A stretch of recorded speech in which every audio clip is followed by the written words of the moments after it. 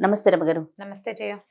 రమగారు, గతంలో మనం కొంచెం అమ్మవారి ప్రాశస్త్యం ఉన్న స్టోరీలు చెప్పుకున్నాం. ఒక స్టోరీ అయితే నాకు అసలు అది ఎవర్ గ్రీన్ స్టోరీ, మనకి అమ్మవారి గాజుల స్టోరీ అండి. ఇప్పటికీ అది చూస్తే అబ్బా ఎంత బాగుందో అనిపిస్తుంది. ఇప్పటికీ ఆ కథ ఫలానా అయింది అని నాకు వస్తూనే ఉన్నాయి మెసేజ్లు. 2 ఏళ్ళు అయిపోయింది. ఎంత ఎన్ని పుస్తకాలు వచ్చినాయో. అవును, అలాంటి కథ మన మా బాస్ సుమన్ గారు కలిసినప్పుడల్లా ఏదైనా స్టోరీ విషయం వచ్చినప్పుడల్లా జయ రమగారితో ఇలాంటి స్టోరీస్ ఏమైనా ఉంటే ఇంకొంచెం చెప్పించండి జయ, అమ్మవారి స్టోరీలు చాలా బాగుంది అని చెప్తూ ఉంటారు ఆయన. చాలా మంది ఇష్టపడతారండి ఆ కథ. అలాంటివి ఏదన్నా ఇంకా ఏమన్నా ఉంటే మీ దగ్గర, మీకు ఐడియాలో ఉంటే ఒకటి చెప్పండి. మరి అలాంటిది కాదు కానీ అమ్మవారికి సంబంధించిందే ఒక కథ చెప్తాం. మొన్న ఒకటి చెప్పుకున్నాం మనం, చెట్టులో అమ్మవారు ఉండటం. అవును, ఇది ఒకటి చెప్దాం. ఒక పల్లెటూరులో సుబ్బయ్య అని ఒక ఉప్పు వ్యాపారస్తుడు ఉండేవాడు. ఉప్పు అమ్మేవాడు అనమాట. ఉప్పు వ్యాపారం అంత పెద్ద ఖాస్ వ్యాపారం కాదు. పాత రోజుల్లో ఎంత ఉప్పు 10 పైసలు, కానీ అర్ధనా కూడా ఉండేది. అయితే ఇంక పెద్ద వ్యాపారం ఏమీ లేదు. పొద్దున్నే పోయి అమ్ముకుని వచ్చి రాత్రికి ఆ మిగిలింది వచ్చింది దాంతో రోజు గడిచేది. కష్టంగానే గడిచేది. 3-4 పిల్లలు, అమ్మ నాన్న, 1-2 అన్నదమ్ములు, అలా ఉండేది కుటుంబం. అయితే ఈయన ఏం చేసేవాడంటే వీళ్ళ ఊరు దాటి పక్క ఊళ్ళు వెళ్ళాలి వ్యాపారానికి. ఈ ఊరు దాటి వెళ్తుంటే ఊరు బయట ఒక చిన్న అడవి, చిట్టడవి లాగా ఉండేది. ఆ అడవిలో ఒక చిన్న అమ్మవారి గుడి ఉండేది. అది పెద్ద గుడి, ఖాస్గా కూడా కాదు, మన గ్రామ దేవతల గుళ్ళు ఉంటాయి కదా, కొద్దిగా పొట్టిగా ఉన్న గుడి. వంగి దండం పెట్టాలన్నమాట. కూర్చుంటే అక్కడ కూర్చోవచ్చు కూడా, కాస్త కొద్దిపాటి నీడ కూడా ఉంటుంది. రోజు ఆవిడకి దండం పెట్టేవాడు, వ్యాపారం బాగా జరిపించమ్మా అని. ఎప్పుడైనా వాన బంగుడు వస్తే ఆ గూడు దగ్గరే వంగి కాసేపు కూర్చునేవాడు. కూర్చున్నప్పుడు అనుకునేవాడు, నేను బతికి బాగుంటే, బాగా సంపాదిస్తే గుడి కడతానమ్మా నీకు అని చెప్పుకునేవాడు. వెళ్తూ దండం పెట్టేవాడు, వస్తూ దండం పెట్టుకునేవాడు. అయితే ఏమైంది, అట్లా రోజులు గడుస్తూ ఉన్నాయి. ఏదో బొటాబొటిగా వచ్చేది. ఆ బొటాబొటి దాంతో ఏదో తిని, అంటే పోకుండా బతికుండా ఉండే అంత సంపాదన మాత్రమే అనమాట. ఓ దాచుకునేది, పెద్ద కొనుక్కునేది ఏం లేదు. 4 వేలు నోట్లో అన్నానికి మాత్రం సరిపోయేది.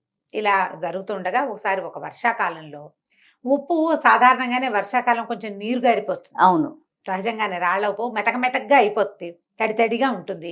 పైగా కొలిచినప్పుడు ఎక్కువ వచ్చేస్తుంది. అప్పట్లో తూనికలు తక్కెడ్లు లేవు కదా, సేరు కొలత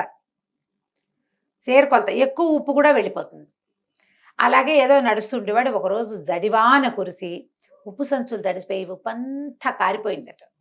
కారిపోతే 1 రూపాయి లేదు చేతిలో, పావలా కూడా లేదు. ఆయన అమ్మవారి గూటి దగ్గర కూర్చున్నాడు. ఆ గూటి పక్కన ఏమీ లేదు. ఏం బతుకు ఇది, ఎట్లా కొట్ల బతుకు, 4 వేలు నోట్లోకి వెళ్తాంటే, ఈ వర్షాకాలం 1 వేలు కూడా నోట్లోకి వెళ్ళలేని పరిస్థితి. ఇంటికి వెళ్తే అన్నం కూడా పెట్టలేను నేను, దౌర్భాగ్యపు స్థితిలో ఉంది నా జీవితం. నీ గుడి కడతా, గోపురం కడతానని అడిగేం ప్రయోజనం? కనీసం ఆ ఉప్పు బస్తా అన్నా తడవకుండా ఉంటే పోనీ ఓ పూట ముద్దైనా తింటాను. నేనేం గుడి కడతానమ్మా నీకు, ఇక నేను చచ్చిపోవడమే ఇక నా వల్ల కాదు. నా పిల్లలు ఏదో అడుక్కునైనా బతుకుతారు, ఏదో మగవాడిని బతుకున్నాను, ఇంట్లో ఉన్నాను, అడుక్కోండరా అని చెప్పలేకపోతున్నాను అని ఇలాగ చేత విధాల వగచి చెప్పుకున్నాడు ఆ దేవుడి గుడి దగ్గర అమ్మవారికి. నువ్వు ఉన్నావని నమ్మాను కదా, ప్రతిరోజు దండం పెడుతున్నా, ఏం ఫలితం చూపిస్తున్నావు నువ్వు నాకు? ఏమీ ఫలితం చూపించవు. ఇవాళ ఇది కూడా తెలిసిపోయింది. 4 రోజుల అన్నానికి ఆసరా అయిన ఉప్పు అంతా తడిసిపోయింది. ఇక ఎందుకు పనికిరాదు, వానాకాలం అది ఎండదు ఆరదు అని ఇలాగ పోసుకుని, ఏముంది ఈ చెట్టుకి, ఏదో ఒక చెట్టుకి ఊరేసుకుని చచ్చిపోతాను అంతే నేను అనుకున్నాడు. వాన తగ్గేదాకా కూర్చుందామని ఆ గూట్లో కూర్చున్నాడు. ఏమైంది, ఇంతలో అమ్మవారి లేచి బయటకు వచ్చింది. సామంత సాయిగా అంతెత్తున్న ఒక పడుచు ఆవిడ వచ్చింది. బయటకు వచ్చి, ఏమిరా సుబ్బయ్య చచ్చిపోతావా అని అడిగింది. అడిగేసరికి తెలిసింది, గూట్లో నుంచి బయటకు వచ్చింది. దండం పెట్టాడమ్మా. అమ్మ తల్లి, ఏం చేయను మరి, నువ్వు నాకు ఏమి ఇవ్వద్దు, అన్నం తినడానికి ఆసరా ఇవ్వమనే కదా అమ్మా అడుగుతున్నాను. ఈ ఉప్పంతా తడిసిపోయింది, నేనేంటి పెట్టను, ఈ వర్షాకాలం ఎక్కడి నుంచి వస్తుంది తిండి అని లబోదీపమని మొత్తుకున్నాడు. ఆవిడ అంది, నేను నీకు డబ్బు ఇవ్వలేను, అయితే ఓ పని చేస్తా. 1 గంట ఇచ్చింది చిన్నది, ఇలా మోగిస్తే మోగి జేగంట అంటాం కదా, ఆ జేగంట ఇచ్చి చేతులు పెట్టి, దీన్ని మోగిచ్చు, రోజుకి 5 కాసులు వస్తాయి, ఇందులోంచి వాడుకో, బతుకు, బాగుపడు. ఈ రహస్యం ఎవరికైనా చెప్పావా ఇంక అది పనిచేయదు, నీకే మోగుతుంది, నువ్వు కొడితేనే వస్తాయి డబ్బులు, ఇంకెవ్వరు కొట్టినా రావు, ఇది ఎవరికి చెప్పకూడదు. దండం పెట్టుకున్నాడు. మా అమ్మ మా తల్లి నన్ను కరుణించావా అన్నాడు. సరే ఆవిడ కాస్త లోపలికి వెళ్ళిపోయింది గూట్లోకి. వెళ్ళి కూర్చుంది. అక్కడ ఇంత చిన్న రాయి రూపంలో ఉంది. పోయా రాతిలో కూర్చుంది. ఆవిడ కనపడకుండా అయిపోయింది. ఈయన ఏం చేశాడు, ఆ గంటను మోగిచ్చాడు. జల్లుమని అందులోంచి 5 రూపాయి కాసులు బయటపడ్డాయి. మేము గెలిచాను రా దేవుడు అనుకుని ఆ గంట జేబులో పెట్టుకున్నాడు. డబ్బులు పుచ్చుకొని ఇంటికి వెళ్ళిపోయాడు. ఓ 2 కాసులు 2 రూపాయలు 3 రూపాయలు పెడితే శుభ్రంగా అన్నము ఇల్లు వాకిలి శుభ్రంగా గడిచిపోయేది. 2 రూపాయలు పక్కన పెట్టుకునేవాడు. క్రమంగా రోజు గంట కొట్టడం 5 రూపాయలు రావటం, గంట కొట్టడం 5 రూపాయలు రావటం. దీంతో వ్యాపారం వేరే కొత్తది పెట్టుకున్నాడు. ఉప్పు కొట్టు పెట్టుకున్నాడు. మెల్లిగా పెరగటం మొదలుపెట్టాడు. డబ్బులు చేరుతున్నాయి కదా. ఈ చేరుతున్న డబ్బులతో ఏం చేశాడంటే అమ్మవారి గుడి కడతానని మొట్టమొదటి చెప్పుకున్నాడు కాదు. సరే ఒక చిన్న దేవాలయం కట్టించాడు. క్రమంగా పెంచుదామనుకున్నాడు. ఊళ్ళో అందరూ ఆశ్చర్యపోయారు. ఇతను ఉప్పు వ్యాపారంతో ఇతనికి వచ్చింది కానీ సడన్గా ఇప్పుడు లక్షలు వచ్చి పడిపోయాయి అనుకో, అమ్మో ఏదో వీడికి బ్రహ్మాండం బదలైందిరా అని భావిస్తారు జనం, ఎక్కడి నుంచో పడిందని. 5 రూపాయలు రోజు వచ్చేవాడికి ఎవరికి తెలుస్తుంది? నిశ్శబ్దంగా చాపకింది నీరులాగా డబ్బు అతని జీవితంలోకి ప్రవేశించేసింది. కొన్నాళ్ళు గడిచింది, చాన్నాళ్ళు. రోజు పొద్దున పూజ చేసేవాడు, గంట వాయించేవాడు, 5 రూపాయలకు పడేవి ఆయన దాచుకునేవాడు. వాడుకోగా కొంతమందికి కోట్లు పెద్దవి చేశాడు, పని వాళ్ళని పెంచాడు, అందరికీ అన్నీ వచ్చినాయి. గుడి కూడా కట్టేశాడు, చాలా మటుకు కట్టాడు. కొన్నాళ్ళ తర్వాత ఏమైందంటే ఇల్లంతా రెనోవేట్ చేయించుకున్నారు బాగా. ఈ రెనోవేషన్లో భాగంగా వాళ్ళ ఆవిడ దగ్గరుండి సున్నాలు వేస్తూ పూజా మందిరం చక్కగా బాగు చేయించి పెద్దగా చెక్కలు బాగా డిజైన్ లాగా చేయించి ఈ పాత గంట ఇది ఎందుకని తీసుకెళ్ళి పాత సామాన్లు వాడికి ఇచ్చేసింది. అయ్యో. ఈయన ఆ రోజు ఊరెళ్ళాడు. పొద్దున్నే ఊరెళ్ళిపోయాడు. అర్ధరాత్రి ఎప్పుడో తిరిగి వచ్చాడు. మర్నాడు పొద్దున్న దేవుడి దగ్గర చూస్తే గంట లేదు. ఇప్పుడు ఏం చేయాలి గంట? ఈయన అడిగాడు భార్యని, ఏమే గంట ఏదే ఇక్కడ ఉండాలంటే ఆ పాత పడిపోయింది, కిలుం పట్టేసింది పిచ్చి గంట, పైగా మోగిచ్చినా కూడా అదో రకం ఓటి మోత వస్తుంది, అందుకని పాత సామాన్లు వాడికి ఇచ్చేసాను. నేను లబోది బనుడు స్నిదుంపది కదా, అచ్చొచ్చిన గంటే అమ్మవారి ఇచ్చిన గంట అనలా, ఉంది అచ్చొచ్చిన గంట మా ముత్తాతల నాటిది, అది టింగుమని మోగినా టంగుమని మోగినా నాకు అదే కావాలి, ఎవరికి ఇచ్చావో చెప్పన్నాడు. ఎవరికి ఇచ్చావంటే వీళ్ళకి 3 సందులు అవతల కనకయ్య అని ఒక పాత సామాన్లు కొనేవాడు ఒకడు ఉన్నాడు. వాడికి అమ్మేసింది. వాడికి ఇంట్లో అవి ఇవి సామాన్లు పాత అమ్మేస్తూ ఈ గంట కూడా ఇత్తడి వస్తువులాగా, ఇత్తడి కంచు గంటలు కదా ఆ రోజుల్లో ఉండేవి, ఇప్పుడు కూడా కంచు గంట అయితేనే మోగుతుంది. కంచు సామాన్లు, ఇత్తడి సామాన్లు, పాత సామాన్లు, చిల్లులు పడ్డవి, కిలిం పట్టినవి, తర్వాత ఇనప రేకులు, ఇంట్లో ఏవో ఉంటాయి రకరకాలు, అలాంటివి ఇచ్చేసింది. ఇది కూడా అతనికే ఇచ్చింది. పరిగెత్తుకుంటూ ఆ కనకయ్య వాళ్ళ ఇంటికి వెళ్ళాడు. కనకయ్య మా ఆవిడ ఇచ్చిన సామాన్లలో ఒక గంట ఉంది కదా, ఆ గంట ఇచ్చే నాకు అన్నాడు. వీడికి ఆ కనకయ్యకి ఏం డౌట్ వచ్చింది, ఈయన పెద్ద మోతుబరి, గత 10 ఏళ్ళుగా బాగా సంపాదించాడు, అమ్మవారి గుడి కట్టాడు, ఆయనకి సంపాదన ఉంది, బళ్ళు గిళ్ళు ఉన్నాయి, పిల్లలు శుభ్రంగా చదువుకుంటున్నారు, పాత వస్తువు కోసం ఎందుకు వచ్చాడు, ఏదో ఉందన్నమాట. అందుకని ఏమనుకున్నాడు, అది ఎదురుకుండానే ఉంది, ఎక్కడో పడేశాను అన్నాడు. కరగబెట్టే సామాన్లలో పడేశానో దాచిపెట్టే సామాన్లలో పడేశానో గుర్తులేదు.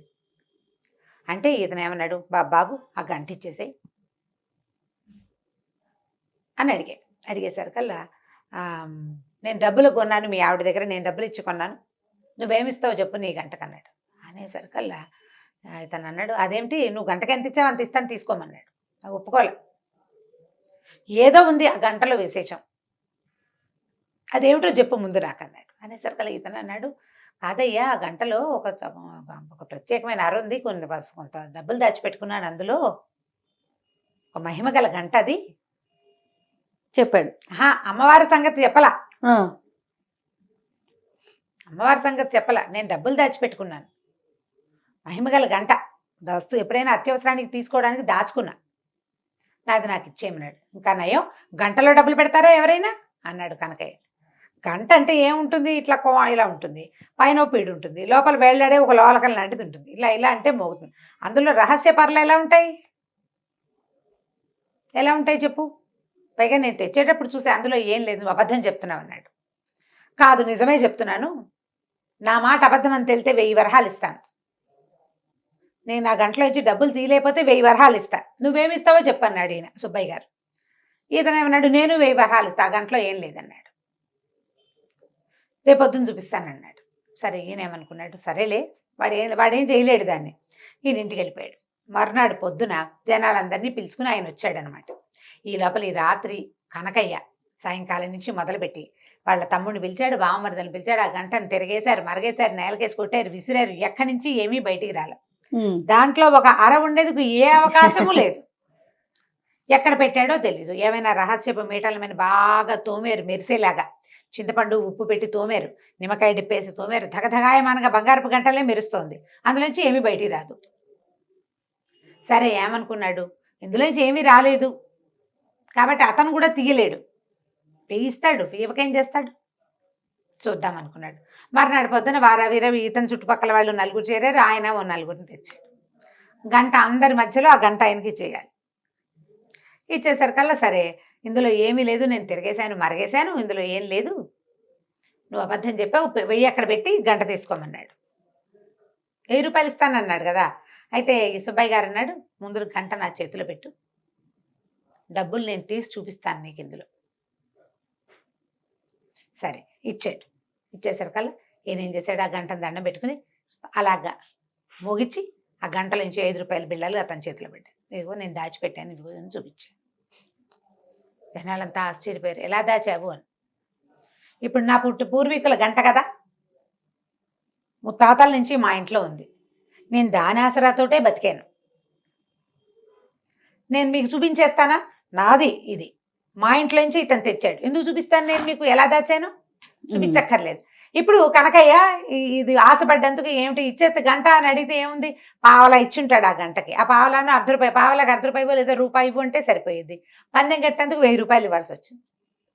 అయితే ఈయనేమన్నాడు సుబ్బయ్య గారు, అంత వద్దులేవయ్యా, నా గంట నాకు ఇచ్చావు, సగం ఇవ్వు చాలు, ఆ సగం కూడా నాకు ఇవ్వద్దు, ఊళ్ళో అమ్మవారి గుడి ఉంది కదా ఊరి చివర, గుడి బాగు చేయించడానికి డబ్బులు ఇవ్వు, గుడిని పెద్దది చేయడానికి. కానీ ఈ కనకయ్య దగ్గర నుంచి 500 రూపాయలు ఇప్పించాడు ఆ గుడికి. గుడిని ఇంకా కాస్త బాగు చేశారు. మరి 500 రూపాయలు అంటే ఆ రోజుల్లో ఎక్కువ కదా. నేను అమ్మ తమ తల్లి నా మొత్తాన్ని నా చేతిలోకి వచ్చేసావు నువ్వు అని ఆ గంటకి దండం పెట్టుకుని తీసుకెళ్లి తన ఇంట్లో పెట్టుకున్నాడు. కనుక ఈ సుబ్బయ్య గారు ఉన్ననాళ్లే ఆ గంట పనిచేస్తుంది. ఆ తర్వాత ఎవరి చేతికి దొరికినా మోత వస్తుంది కానీ అందులోంచి డబ్బులు రావు. కేవలం సుబ్బయ్యకే ఇచ్చింది అనమాట అమ్మవారు అవకాశం. ఎందుకు ఇచ్చింది, అతను భక్తి వల్ల. రోజు దండం పెట్టుకుని, ఉప్పు వ్యాపారస్తుడు, ఉప్పు ఎంత అమ్ముకుంటాడు, రోజుకి రూపాయి ఆదాయం లేనివాడు, నా బతుకు బాగుంటే నీకు గుడి కడతానని భగవంతుని పట్ల ఆ రకమైన ప్రేమను అతను ప్రదర్శించినందుకు అతనికి ఆ గంట ఇచ్చిందనమాట. గంట పుచ్చుకుని ఇంటికి వచ్చేసాడు. ఆ తర్వాత ఈయన దారిని హాయిగా ఉన్నాడు, ఆయన దారిని ఆయన హాయిగా ఉన్నాడు. కథ కంచికి మనం ఇంటికి. చాలా బాగుంది, చిన్న కథ కానీ మంచి కథ, మంచి మహిమ ఉన్న కథ కదండి అమ్మవారి కథ. రైట్ రమ్మ గారు, నమస్తే. నమస్తే జయ. రమ్మ గారు ఈరోజు ఏం స్టోరీ చెప్పబోతున్నారు? భక్తి, భక్తిని గురించిన ఒక కథ చెప్తాం. ఓకే, అంటే భక్తిని పెంపొందించటమా? పెంపొందించడం కాదు, అసలు భక్తి, నమ్మకం, అపనమ్మకం, భగవంతుడిని తెలుసుకోవడం, తెలుసుకోకపోవడం, జ్ఞానికి అజ్ఞానికి ఉండే వ్యత్యాసం ఏమిటి? ఇంట్రెస్టింగ్ అండి. విషయం ఇంట్రెస్టింగే, కథ కూడా చాలా ఇంట్రెస్టింగ్ గా ఉంటుంది. చెప్పండి. ఇప్పుడు చాలా కాలం క్రితం పల్లెలు వాట్లలో పెద్దగా దేవాలయాలు అవి లేని ఊళ్ళు ఉండేవి వరకు. ఇప్పుడు ప్రతి పల్లెకి బోల్డని దేవాలయాలు, చిన్న చిన్న ఊళ్ళల్లో కూడా పెద్ద పెద్ద కట్టడాలు అవన్నీ ఉన్నాయి. కాదు రమ్మ గారు, ప్రతి గ్రామానికి ఒక రామాలయం అంటారు కదండి. రామాలయం అంటే ఒట్టిగా మండపం, ఒక మందిరం లాంటిది. రాముల వారి విగ్రహాలు, ధూపదీప నైవేద్యాదులు అవి ఏముండవు. ఇప్పుడు మా ఊరుందా, మా ఊళ్ళో ఒట్టి రామభజన మందిరమే అది. రామాలయం అంటే సీతారాముల లక్ష్మణుల విగ్రహాలు, ఇవి షోడశోపచారాలు చేయటాలు అవి చాలా తక్కువే చేయ. భజనలు ఉండేవి, రామభజన చేస్తారు. మాకు 2 రామభజన మందిరాలు ఉండేవి. ఇప్పుడు కూడా అవే రామభజన మందిరాలు ఉన్నాయి. అక్కడ విగ్రహాలు ఏముండవు, ఏమి లేదు, 2 పటాలే, అక్కడో పటం ఇక్కడో పటం. ఇక్కడ కొన్ని జాతుల వాళ్ళు ఇక్కడ, కొన్ని జాతుల వాళ్ళు అక్కడ చేసుకోవడం. ఇప్పుడు ఒక మహాలక్ష్మి అమ్మవారు, మా ఊళ్ళ అమ్మవారు వెలిసిన ఒక దేవాలయం ఉంది, మా వాళ్ళు కట్టింది అంతే. ఇది కూడా దేవాలయం అంటే పెద్దగా మనకి గోపురాలు అవి ఉన్నది ఏం కాదు. ఒక భక్తికి ఒక సులువైన మార్గం అంతే. భగవంతుని తలుచుకునేందుకు సులువైన మార్గాలు. ఇప్పుడు పల్లెటూళ్ళల్లో, కొండ కోనల్లో ఎక్కడుండేవి దేవాలయాలు? ఉండేవి కాదు. అయితే ఏమైంది, పూర్వం చాలా కాలం క్రితం ఒక పల్లెటూరికి ఆనుకుని ఒక కోయ జాతులు కొండవాళ్ళు ఉండే ఒక పెద్ద అడవి ఉండేది. పల్లెటూళ్ళలో ఏదో సామాన్య పాఠక జనం ఉండేవాళ్ళు, 4-5 బ్రాహ్మణ కుటుంబాలు కూడా ఉండేవి. ఏదో ఎలాగోలాగా అప్పుడు ఏంటంటే కొద్దిగా చారెడు భూమి ఉంటే ఏదో దున్నుకుని వచ్చిన వడ్లతోటి అన్ని మారకపు రోజులు, వస్తు మార్పిడి రోజులు. అలాగే ఏదో బతికేవాళ్ళు. పెద్దగా డబ్బులు గిబ్బులు అన్ని చోట్ల డబ్బు ఉండటము, ధనంగా ధనికులు భూస్వాములు ఉండే రోజులు కావు అసలు అవి. ఒకవేళ ఉన్నా ఎక్కడో పెద్ద ఊళ్ళల్లో ఉండేవాళ్ళు. ఈ పల్లెల్లో వాటిలలో ఏదో ఉంటే పొలాలే తప్పిస్తే డబ్బున్న వ్యవహారం ఏమీ కనపడేది కాదు. అయితే ఈ పల్లెటూరు అనుకున్న మొన్న అడవి ఉంది కదా, అందులో కొన్ని కోయా కొండ జాతుల వాళ్ళు ఉండేవాళ్ళు. అయితే ఏమైందట, ఓ సంవత్సరం బాగా వానలు పడి పైనుంచి ఒక సెలయేరులో కొన్ని దుంగలు అవి కొట్టుకొస్తాయి కదా, అట్లా అవునండి. ఒక చెట్ల కొమ్మలు కొట్టుకొస్తాయి, దుంగలు కొట్టుకొచ్చేస్తాయి, వానకి మొదలు కదిలిపోయి చెట్లు పడిపోతాయి, అదంతా కింద కొట్టుకొచ్చేస్తుంది. అట్లా కొట్టుకొచ్చిన వాటిల్లో ఒక అంత పెద్ద చింతమొద్దు దొరికింది వాళ్ళకి. చింతమొద్దు దొరికితే అది బాగుంది అనుకున్నారు. ఇప్పుడు మిగిలిన చెట్లు అన్ని ముక్కలు చేసి పెట్టుకున్నారు. ఈ చింతమొద్దుని మామూలుగా ఏం చేస్తారంటే చింత కానీ వేప కానీ మామిడి కానీ నీటిలో బాగా నాననిస్తారు. దాన్ని ఏదో అంటారు, పేరు గుర్తు రావట్లేదు. దీన్ని ఏంటంటే దాని లైఫ్ పెరుగుతుంది అనమాట. నీటిలో నానిన కొద్దికి గట్టిదనం వస్తుంది చెక్కకి. తర్వాత దాన్ని ఆరబెట్టి దాంతో ఫర్నిచర్ చేసుకుంటారు. సీజనింగ్ అంటారు. ఓకే. సీజన్డ్ వుడ్ దాని పేరే అది. ఆ సీజనింగ్ ఏంటంటే నీళ్ళలో పడేసేయటం అనమాట. నిద్రగన్నేరు చెట్లు కూడా కొట్టేసి పెద్ద పెద్ద దుంగల్ని చెరువుల్లో పడేస్తారు. పడేసి కొంతకాలం బాగా అది నానిన తర్వాత దాని లైఫ్ పెరుగుతుంది. ఆ చెక్క లోపల ఇంక్లూషన్స్ ఉంటాయా, వరుసల్లో వస్తాయి లోపల, ఆ తెరలు అవన్నీ ఫిక్స్ అవుతాయి అనమాట. దానికి బిగు వస్తుంది ఆ చెక్కకి. అట్లా ఈ నీళ్ళల్లో నాననిచ్చారు. ఆ చింతమొద్దుని ఒకరోజు పగలేద్దామని దాన్ని తీసుకొచ్చి బయట పెట్టుకున్నారు. బాగా ఆ మాత్రం ఎత్తుగా ఉన్నది, బాగా మంచిది. ఇట్లా కావలించుకుంటే ఒక పెద్ద 2 బలాఢ్యులు అట్నుంచి ఇట్నుంచి పట్టుకున్నా వాళ్ళ చేతులు కలవనంత పెద్ద దుంగ అది. 2 బలమైన వాళ్ళు 2 చేతులు అట్నుంచి ఇట్నుంచి కావలించుకుంటే బాగా ఆ మాత్రం కైవారం ఉంటుందా, అంతకంటే ఎక్కువ, అంత పెద్దది, అంత పెద్ద దుంగ. అంత పెద్దదంటే చాలా మంచి వస్తువులు అవి బాగా తయారవుతాయి అని భావించారు. అయితే ఏం చేశారు, నీళ్ళ నుంచి బయటపడేసారు. కొద్దిగా ఆరాక దాన్ని పగలేయటానికి కొట్టేసరికల్లా ఏమైందంటే దానికి బార్క్ లాగా ఉంటుంది కదా, అది ఏమంటారు మన బెరడు, అది ఊడిపోయింది. అది ఊడిపోయి దుంగ కొంచెం పక్కకి వాలితే కింద అది పగలగొట్టడానికి దుంప తెగింది. ఒక కుర్రాళ్ళు కొంతమందికి నేల మీద పడుకున్నారు. ఒక కుర్రాడు నేల మీద పడుకుని ఇట్లా అలా చూసేసరికి ఆ దుంగకి ఇవి చెక్కల్లో ఒక రకమైన తెరలుగా ఒక డిజైన్ లాగా ఉంటుంది కదా, ఆ డిజైన్ ఎలా కనపడిందంటే దాని మీద ఉన్నది ఆ దుంగకి 2 కళ్ళు ఉన్నట్టు కనపడింది వాడికి. ఓ ఇది చూస్తోందిరా అన్నాడు. చూడటం ఏమిటి, దాన్ని నిలబెట్టారు. చూస్తే ఇట్లా నిలువుగా ఉన్న దుంగకి ఇట్లా 2 కళ్ళల్లే కనపడ్డాయి. అప్పుడు వాళ్ళు ఏమనుకున్నారు, ఎంత కొట్టినా కసుగందల చెక్క ఎక్కడ, బెరడు మాత్రం ఊడిందంతే. చూస్తుంటే వాళ్ళకి సంతోషం వచ్చేసింది. ఈ దుంగని ఇది జేజి అని భావించి ఏం చేశారు, ఆ చెరువు పక్కనే ఎక్కడ సెలయేరు ఎక్కడ కిందకు వచ్చిందో దానికి కొంచెం పక్కగా ఆ తడి ఇవక లేకుండా చూసుకుని ఓ చోట నిలబెట్టి బొట్టు పసుపు రాసి బొట్టు పెట్టుకున్నారు. అక్కడి నుంచి ఆ దుంగని జేజిగా భావించి రోజు దండం పెట్టుకోవటం మొదలుపెట్టారు. పసుపు రాసేవాళ్ళు, బొట్టెట్టేవాళ్ళు. ఏదో శుక్రవారాలు శనివారాలు ఏమీ తెలియదుగా వాళ్ళకి, అమాసలు పున్నాలు తెలుసు, కార్తెలు తెలుసు. ఆ ప్రకారంగా అప్పుడు ఆ కార్తెలు అమ్మవారికి చేయవలసిన కొలుపులు ఈ దుంగ జేజికే చేసుకునేవాళ్ళు వాళ్ళు. అయితే ఒకనాడు ఈ పక్కన పల్లెటూళ్ళలో బ్రాహ్మణ కుటుంబాలు ఉన్నాయి కదా, ఈ పల్లె నుంచి ఒక ఆయన అటు దారిపోతూ చూసి ఇట్లా నిలబడి ఉన్న అమ్మవారిలో ఒక శక్తి ఆయన ఆకర్షించింది. ఆ నేత్రాలు కూడా చూస్తున్నట్టుగా కనపడ్డాయి. వీళ్ళు పైగా చక్కగా పసుపు రాసి బొట్టు అది పెట్టేసరికి పైన బొట్టు కింద నేత్రాలతోటి చాలా ఆకర్షణీయంగా కనపడింది. ఆయన ఏమనుకున్నాడంటే ఏదో శక్తి వెలిసింది ఇక్కడని రోజు దీపం పెట్టేవాడు. ఏం పెద్ద విశేషం ఏం లేదు, వచ్చి దీపారాధన చేసేవాడు. ఏదో పండో ఫలమో పంచదారో పట్టుకొచ్చి పెట్టేవాడు. ఈ పల్లె వాళ్ళు ఉన్నారుగా కొండవాళ్ళు, వాళ్ళు కూడా ఏదో పెట్టేవాళ్ళు తెచ్చి. అక్కడి నుంచి కొలుపులు అంటే వాళ్ళు ఏవో బలేసేవాళ్ళు, ఆ బలులు వేస్తుండేవారు. ఏం చేశారు, క్రమంగా 4 నిట్టాళ్ళు పాతి చుట్టూతా ఒక దడిలాగా కట్టారు. వానకి అది తడిసిపోకుండా, ఎండ క్రమంగా దుంగ కదా పాడవుతుందని భావించి ఓ చిన్న తాటాకు పందిరి, దాని కింద ఈ జేజి. సంవత్సరాలు గడిచినాయి. ఈ కొండవాళ్ళు కోయవాళ్ళు అంటే అయ్యోరు రోజు పూజ చేస్తాడు కదా, అందుకని ఏం చేసేవాళ్ళు, ఈ అడవిలో పండిన వెదురు బియ్యము, పప్పు, ఉప్పు, బెల్లం వాళ్ళు మారకల్లో తెచ్చుకునేవాళ్ళు. అయ్యవారికి కూడా ఏదైనా ఇవ్వాలని భావించేవాళ్ళు. భావించి ఈయన కొద్దిగా సమర్పించేవాళ్ళు. డబ్బులు ఏం లేవు, కానీ భోజనానికి మాత్రం ఏర్పాటు జరిగిపోయేది బ్రాహ్మణి. ఆయన రోజు వాన వంగుడు చలికాలం ఏదైనా సరే రావడం, ఖచ్చితంగా ఉదయకాలం దీపారాధన చేయటం నియమం. దీపం పెట్టేవాడు ఖచ్చితంగా. ఆ దీపం పెట్టడానికి ఏర్పాటు, అది ఆరిపోకుండా చుట్టూతా దడి ఇన్ని ఉన్నాయి కదా, ఇలా గడుస్తూ ఉండేది. చాలా కాలం ఇలాగే గడిచిపోయింది. ఆ దారిపోతూ ఓ దండం పెట్టుకోవటం.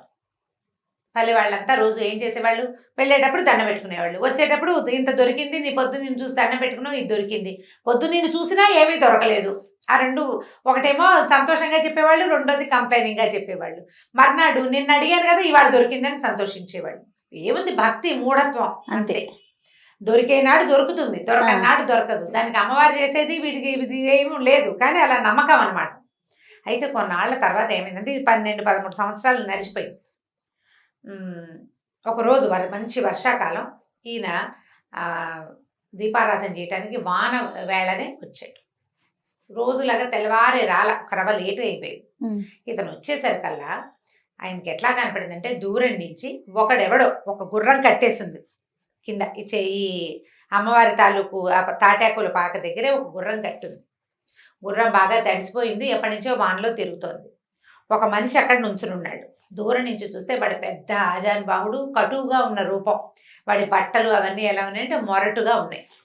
ఆ రోజుల్లో గుర్రాలు అందరి దగ్గర లేవు, బందిపోటు దగ్గర దొంగల దగ్గర మాత్రమే ఉంటాయని చెప్పుకునేవాడు. వీడెవడో బందిపోటు దొంగ. వాడు అమ్మవారితో ఏదో అక్కడ నిలబడి మాట్లాడుతున్నాడు. ఇటు వచ్చి వెనక్కి వచ్చాడు. అమ్మో వీడు వచ్చేస్తున్నాడు అని చెప్పి ఆయన దగ్గరికి వెళ్ళకుండా దూరంగానే చెట్టు చాటును నిలబడ్డాడు. వాడు ఏం చేశాడు, ఆ గుర్రానికి కట్టి ఉన్న సామాన్లలో ఒక గొడ్డలు తీసుకెళ్ళాడు. గొడ్డలు తీసుకెళ్ళి ఆ గొడ్డలతో ఆ చెట్టుని నరకబోయాడు. ఆ జేజిని, ఆ దుంగని నరకబోయాడు. నరకబోయేసరికి ఆ దుంగల నుంచి ఒక ఆవిడ బయటకు వచ్చింది. అదంతా ఈ బ్రాహ్మణ ఆయన చూస్తున్నాడు. ఇక్కడ ఏం జరిగింది, ఇతను ఒక బందిపోటు దొంగ. 4-5 రోజులుగా దారులు కాచి సంపాదించడానికి ప్రయత్నం చేస్తున్నాడు. ఏ అవకాశము అతనికి కుదరలేదు. పోనీ 4 కట్టెలు కొట్టి ఇంటికి పట్టుకెళ్తే ఇంట్లో వాళ్ళు కాస్త కలుగంజో తాగుతారంటే, వర్షాకాలం వాన విపరీతంగా, ఎక్కడా కట్టె లేదు, ఏమీ లేదు. ఇంట్లో ముసలి తల్లి ఉంది, కడుపుతో ఉన్న భార్య ఉంది, 1-2-3 చిన్నపిల్లలు ఉన్నారు. వాడికి ఆహారం అవసరం ఇంటికి. దొంగే వాడు ఇదంతా చూసి ఎక్కడ అడవిలో దొరక్క తిరిగి వెళ్ళిపోతూ ఈ దుంగను చూశాడు. ఈ కట్టడంలో ఉండి ఏమి తడి అంటూ అంటకుండా ఉన్నది. దీన్ని పగలేసి సగమైన గుర్రం మీద మోసుకెళ్ళిపోతే ఓ సంచి తెచ్చుకున్నాడు. గోన్ సంచి కూడా ఉంది వాడి దగ్గర. తడవకుండా పట్టుకెళ్ళిపోతే పట్నం పట్టుకెళ్ళి అమ్మేసుకోవచ్చు, ఇంట్లో వాళ్ళకి 4 నూకలు వస్తాయి, కాస్త 2 నూకలు కొనుక్కోవచ్చు. ఆ ఉద్దేశంతో అతను ఏం చేశాడు, ఇక్కడ ఏమి ఆ వస్తువు దొరికింది ఏమీ లేదు, పూజ జరుగుతోందని తెలిసింది, కానీ పూజ ఏమిటి దుంగకి, తను చేయడు ఆ పూజ, జస్ట్ చూశాడు అంతే. గొడ్డలు తీసుకొచ్చి నరకబోయాడు. నరకపోతే అందులోంచి అమ్మవారు లేచి బయటకు వచ్చింది. వీడికి కనపడుతోంది బ్రాహ్మణ ఆయన నిమిత్తలు నుంచున్నాడు కదా పెద్ద మనిషి. ఈయనకి ఎలా కనపడింది, ఒక చామన్ ఛాయగా ఎత్తుగా పెద్ద బొట్టు పెట్టుకుని, కొప్పు వెనకాల పువ్వులు అవి ఉన్నాయి, ఏదో ఒక నేర్చీర కట్టుకున్న ఒక నడి వయసు పాటక స్త్రీలాగా కనిపిస్తోంది. కానీ ఖచ్చితంగా దొంగలోంచే వచ్చింది. అప్పుడు ఆవిడ ఏం చేసింది, ఏరా నాయన ఇట్లా కొట్టేస్తున్నావు, నేను ఎప్పటి నుంచో ఈ దొంగలో ఉన్నాను, ఈ పాటకు జనం అంతా దండం పెట్టుకుంటారా నన్ను, నువ్వు దొంగను కొట్టద్దు నువ్వు అన్నది. అనేసరికల్లా ఆ దొంగ అన్నాడు, నేనేం చేయను, నాకు ఎక్కడ ఏమీ దొరకలేదమ్మా, ఏదైనా 1 రూపాయి దొరికినా నిన్ను వదిలిపెట్టి వెళ్ళిపోయేవాడిని, పగలేసి తీసుకెళ్ళాను అనుకో 10 రూపాయలు దొరుకుతాయి, నేను అందుకే కొట్టబోయాను అన్నాడు. అనేసరికల్లా ఆవిడేమంది, డబ్బులే కదా నేను ఇస్తానని ఆవిడ ఏం చేసింది, ఇంత మూట ఎత్తి వాడి చేతిలో పెట్టింది. గల్లుమంటోంది మూట. దూరం నుంచి మనకి డబ్బుల కట్టలు అవి ఇవ్వడం తెలిసిపోతుంది కదా. ఈ డబ్బు గల్లు మనటము, ఒక డబ్బుల మూట, చిన్న మూటలు ఉంటాయి డబ్బులు. ఆ రోజుల్లో ఏం చేసేవాళ్ళు, సంచుల్లో వేసి నాణేలు కదా. తెలిసింది అతనికి, బ్రాహ్మడికి అర్థమైంది. ఆ మూట ఎత్తి వాడి చేతిలో పెట్టింది. వాడు వీడికి వంగి వీడి కాళ్ళకి దండం పెట్టి వెళ్ళిపోయాడు. అవురా 12-13 సంవత్సరాల నుంచి అర్చన చేస్తుంటే 10 పైసలు ఇవ్వలేదే నాకు, వీడెవడ గొడ్డలెత్తితే ఇచ్చేసింది. ఇదనమాట మార్గం, ఇదే కదా మార్గం. సరే ఏం చేశాడు, ఆ దీపారాధన పక్కన పెట్టి ముందు ఇంటికి వెళ్ళిపోయాడు. మళ్ళీ ఊళ్ళోకి వెళ్ళి గొడ్డలు పుచ్చుకొచ్చాడు. గొడ్డలు పట్టుకొచ్చాడు. సరే దీపాన్ని సామాన్లు కూడా పట్టుకెళ్ళి అన్నీ అక్కడ పెట్టి గొడ్డలు ఎత్తాడు కొట్టడానికి. ఎత్తటం ఏమిటి, గంటలు గణ గణ గణ గణ మోగిపోయింది. 1 గంట ఉంది అక్కడ. 1 గంట ఎన్ని గంటలు గానో మోగింది. పెద్ద వెలుగు వచ్చింది ఒకేసారి. పిడుగు పడితే మెరుపు వస్తే ఎలా వస్తుంది, ఆ మెరుపు మనకు కంటి ముందే మెరిస్తే కళ్ళు చీకట్లు గమ్మిపోవు మనకి. పెద్ద మెరుపుల్లే వచ్చింది. ఈ దెబ్బ అసలు ఇట్లా దానికి తగలకుండానే, ఇంకా తగల్లా గట్టిగా తగలక ముందే పెద్ద మెరుపు, గంట మోగిపోయింది విపరీతంగా. కళ్ళు కాసపోయినాయి బ్రాహ్మణాయనకి. అమ్మో నా కళ్ళు కనపట్ల, మెరుపు కళ్ళు మిరుమిట్లు కొలిపోయి ఇవి గొడ్డలి పడిపోయింది. కళ్ళు మూసుకుని కింద కోలుపడిపోయాడు. అక్కడి నుంచి లోపల నుంచి అమ్మవారు లేచి బయటకు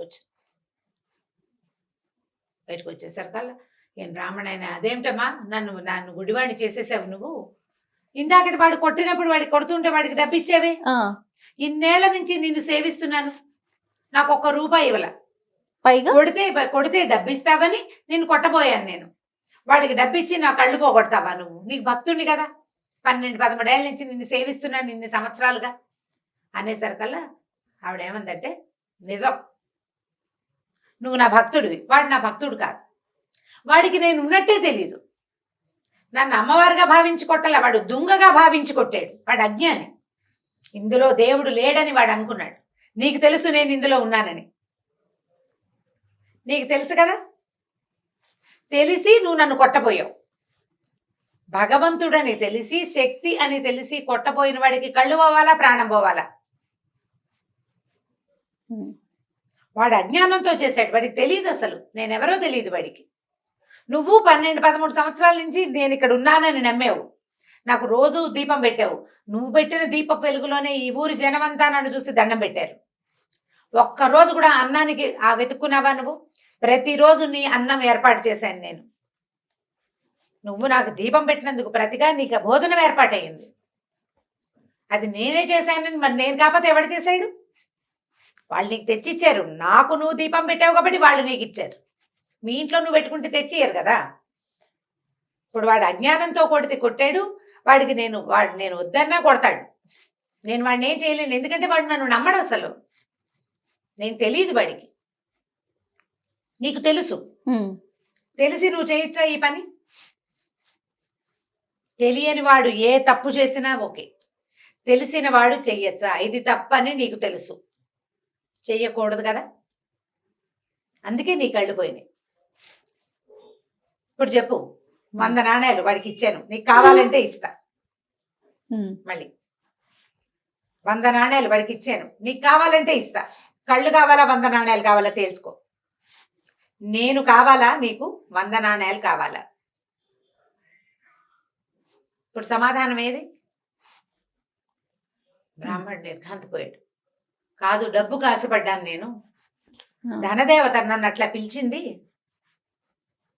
ఇన్నాళ్ళు నువ్వు నాకు అన్నం పెడుతున్నావన్న జ్ఞాపకం నాకు లేదు, నీ వల్లే నేను ఉంటున్నాను, నువ్వు నన్ను ఉండనిచ్చావు కాబట్టి ఉన్నాను ఇన్ని సంవత్సరాలు, నేను ప్రతిరోజు దీపం నేను పెట్టట్లేదు, నన్ను నువ్వు పెట్టనిచ్చావు, గుర్తించాడు, మనకు అవకాశం ఇస్తాడమ్మా భగవంతుడు, నేను చేస్తున్నానని అనుకుంటే ఎట్లా, ఈ పని చేసేందుకు నాకు అవకాశం భగవంతుడు ఇచ్చాడు, ఆయన ఇవ్వదలుచుకోలేదు, శక్తి మనని ఈ పని చెయ్యనివ్వలేదు అంటే చేయనివ్వదు అంతే, ఇంకా చేయనివ్వదలుచుకోకపోతే ఇక చెయ్యదు, ఏం లేదు, సున్నా, మనం ఇదంతా నీ ప్రతిభ ఎట్లా అవుతుంది, నీ కాలు చెయ్యి కదులుతున్నాయంటే నీ వల్ల, అది కాదే, నీ వల్ల కాదు, ఎవ్వడి వల్ల కాదు, నీ లోపల అంతర్జ్యోతి ఒకటి వెలుగుతున్నంత సేపే నువ్వు చేయగలుగుతావు, ఆ జ్యోతి కొడిగట్టిన మసిబారిన నీ వల్ల కాదు,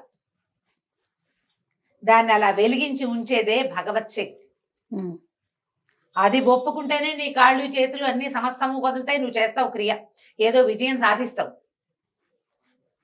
భగవంతుడు ఒప్పుకొని శక్తి ఒప్పుకోనప్పుడు ఇంకా నువ్వు చేసేదేం లేదు, అవును, దాంతో ఆవిడ కాలు పట్టుకున్నాడు, నన్ను రక్షించు, నాకు బుద్ధి వచ్చింది,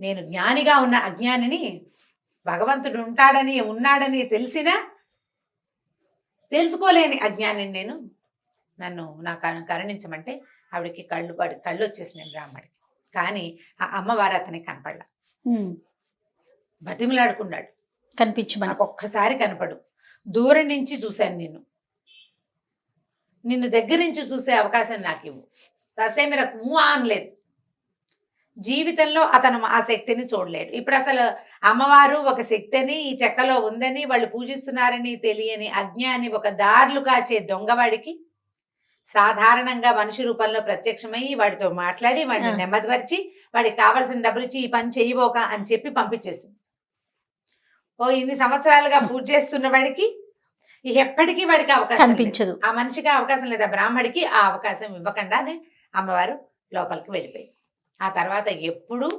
ఎవ్వరికీ కనపడలేదట, కానీ పూజ మాత్రం జరుగుతూనే ఉండేది, పూజ జరిగేది, ఈ నిదర్శనం ప్రపంచానికి తెలిసింది, ఆ నిదర్శనానికి ప్రత్యక్ష సాక్షి అయిన బ్రాహ్మడికి మాత్రం అమ్మ తాలూకు సారూప దర్శనం, సహజంగా ఉన్న రూపంలో ఉన్న దర్శనం ఆమె ఎట్లా కనపడుతుంది అతను ఎప్పటికీ చూడలేకపోయాడు. తెలుసుకోలేకపోయాడు. మనం ఏదైనా తప్పు అని మన లోపల తెలిస్తే అది చేయకూడదు. శక్తి ఉంది, ఏది కనపడదే, అలా ఉంటుందా ఇలా ఉంటుందా, కనపడదే అని అడగకూడదు. దాని స్వరూపాన్ని నీకు ఒకసారి అర్థమైతే నీ లోపల తెలుసుకోవడానికి ప్రయత్నించాలి. మనసులో ఆ జ్ఞాన దృష్టితోటి తెలుసుకోవాలి. సాకారమైన రూపంలో చూడాల్సిందేనని, నువ్వు కనపట్టలేదు కాబట్టి లేదని ఇలాంటి మాటలు మాట్లాడకూడదు. నీకు నమ్మకం ఉంటే, నీకు తెలియకపోతే వేరే కదా. నమ్మకం లేదు అని ఎవడు చెప్పడు. ఒకవేళ చెప్పినా అది అబద్ధం చెప్తున్నట్టే. అది అబద్ధం చెప్తే ఇప్పుడు కొంతమంది చూడండి వితండవాదం చేస్తా ఉంటారు. ఏది ఎక్కడుంది, ఇక్కడుందా, అక్కడుందా, చూపించండి అని.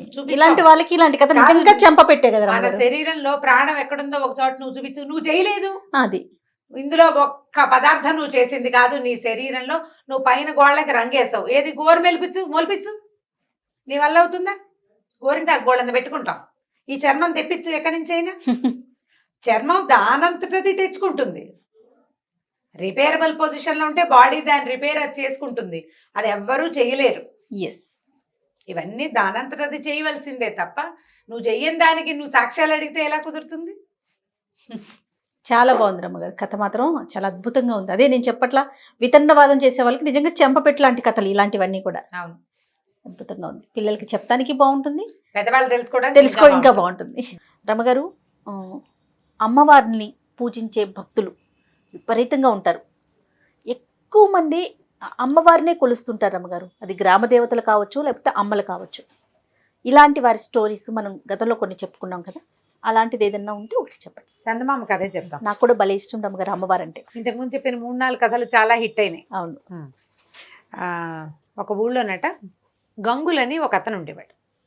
ఈ గంగులు ఏంటంటే చిన్న గారడివాడు అనమాట. పిల్లి మొగ్గలేయటం. ఆ తర్వాత ఏమో ఈ బంతుల్ని ఇలా ఇలా ఎగిరిస్తారు. జంగ్లింగ్ ఏదో అంటారు దాన్ని, జగ్లింగ్.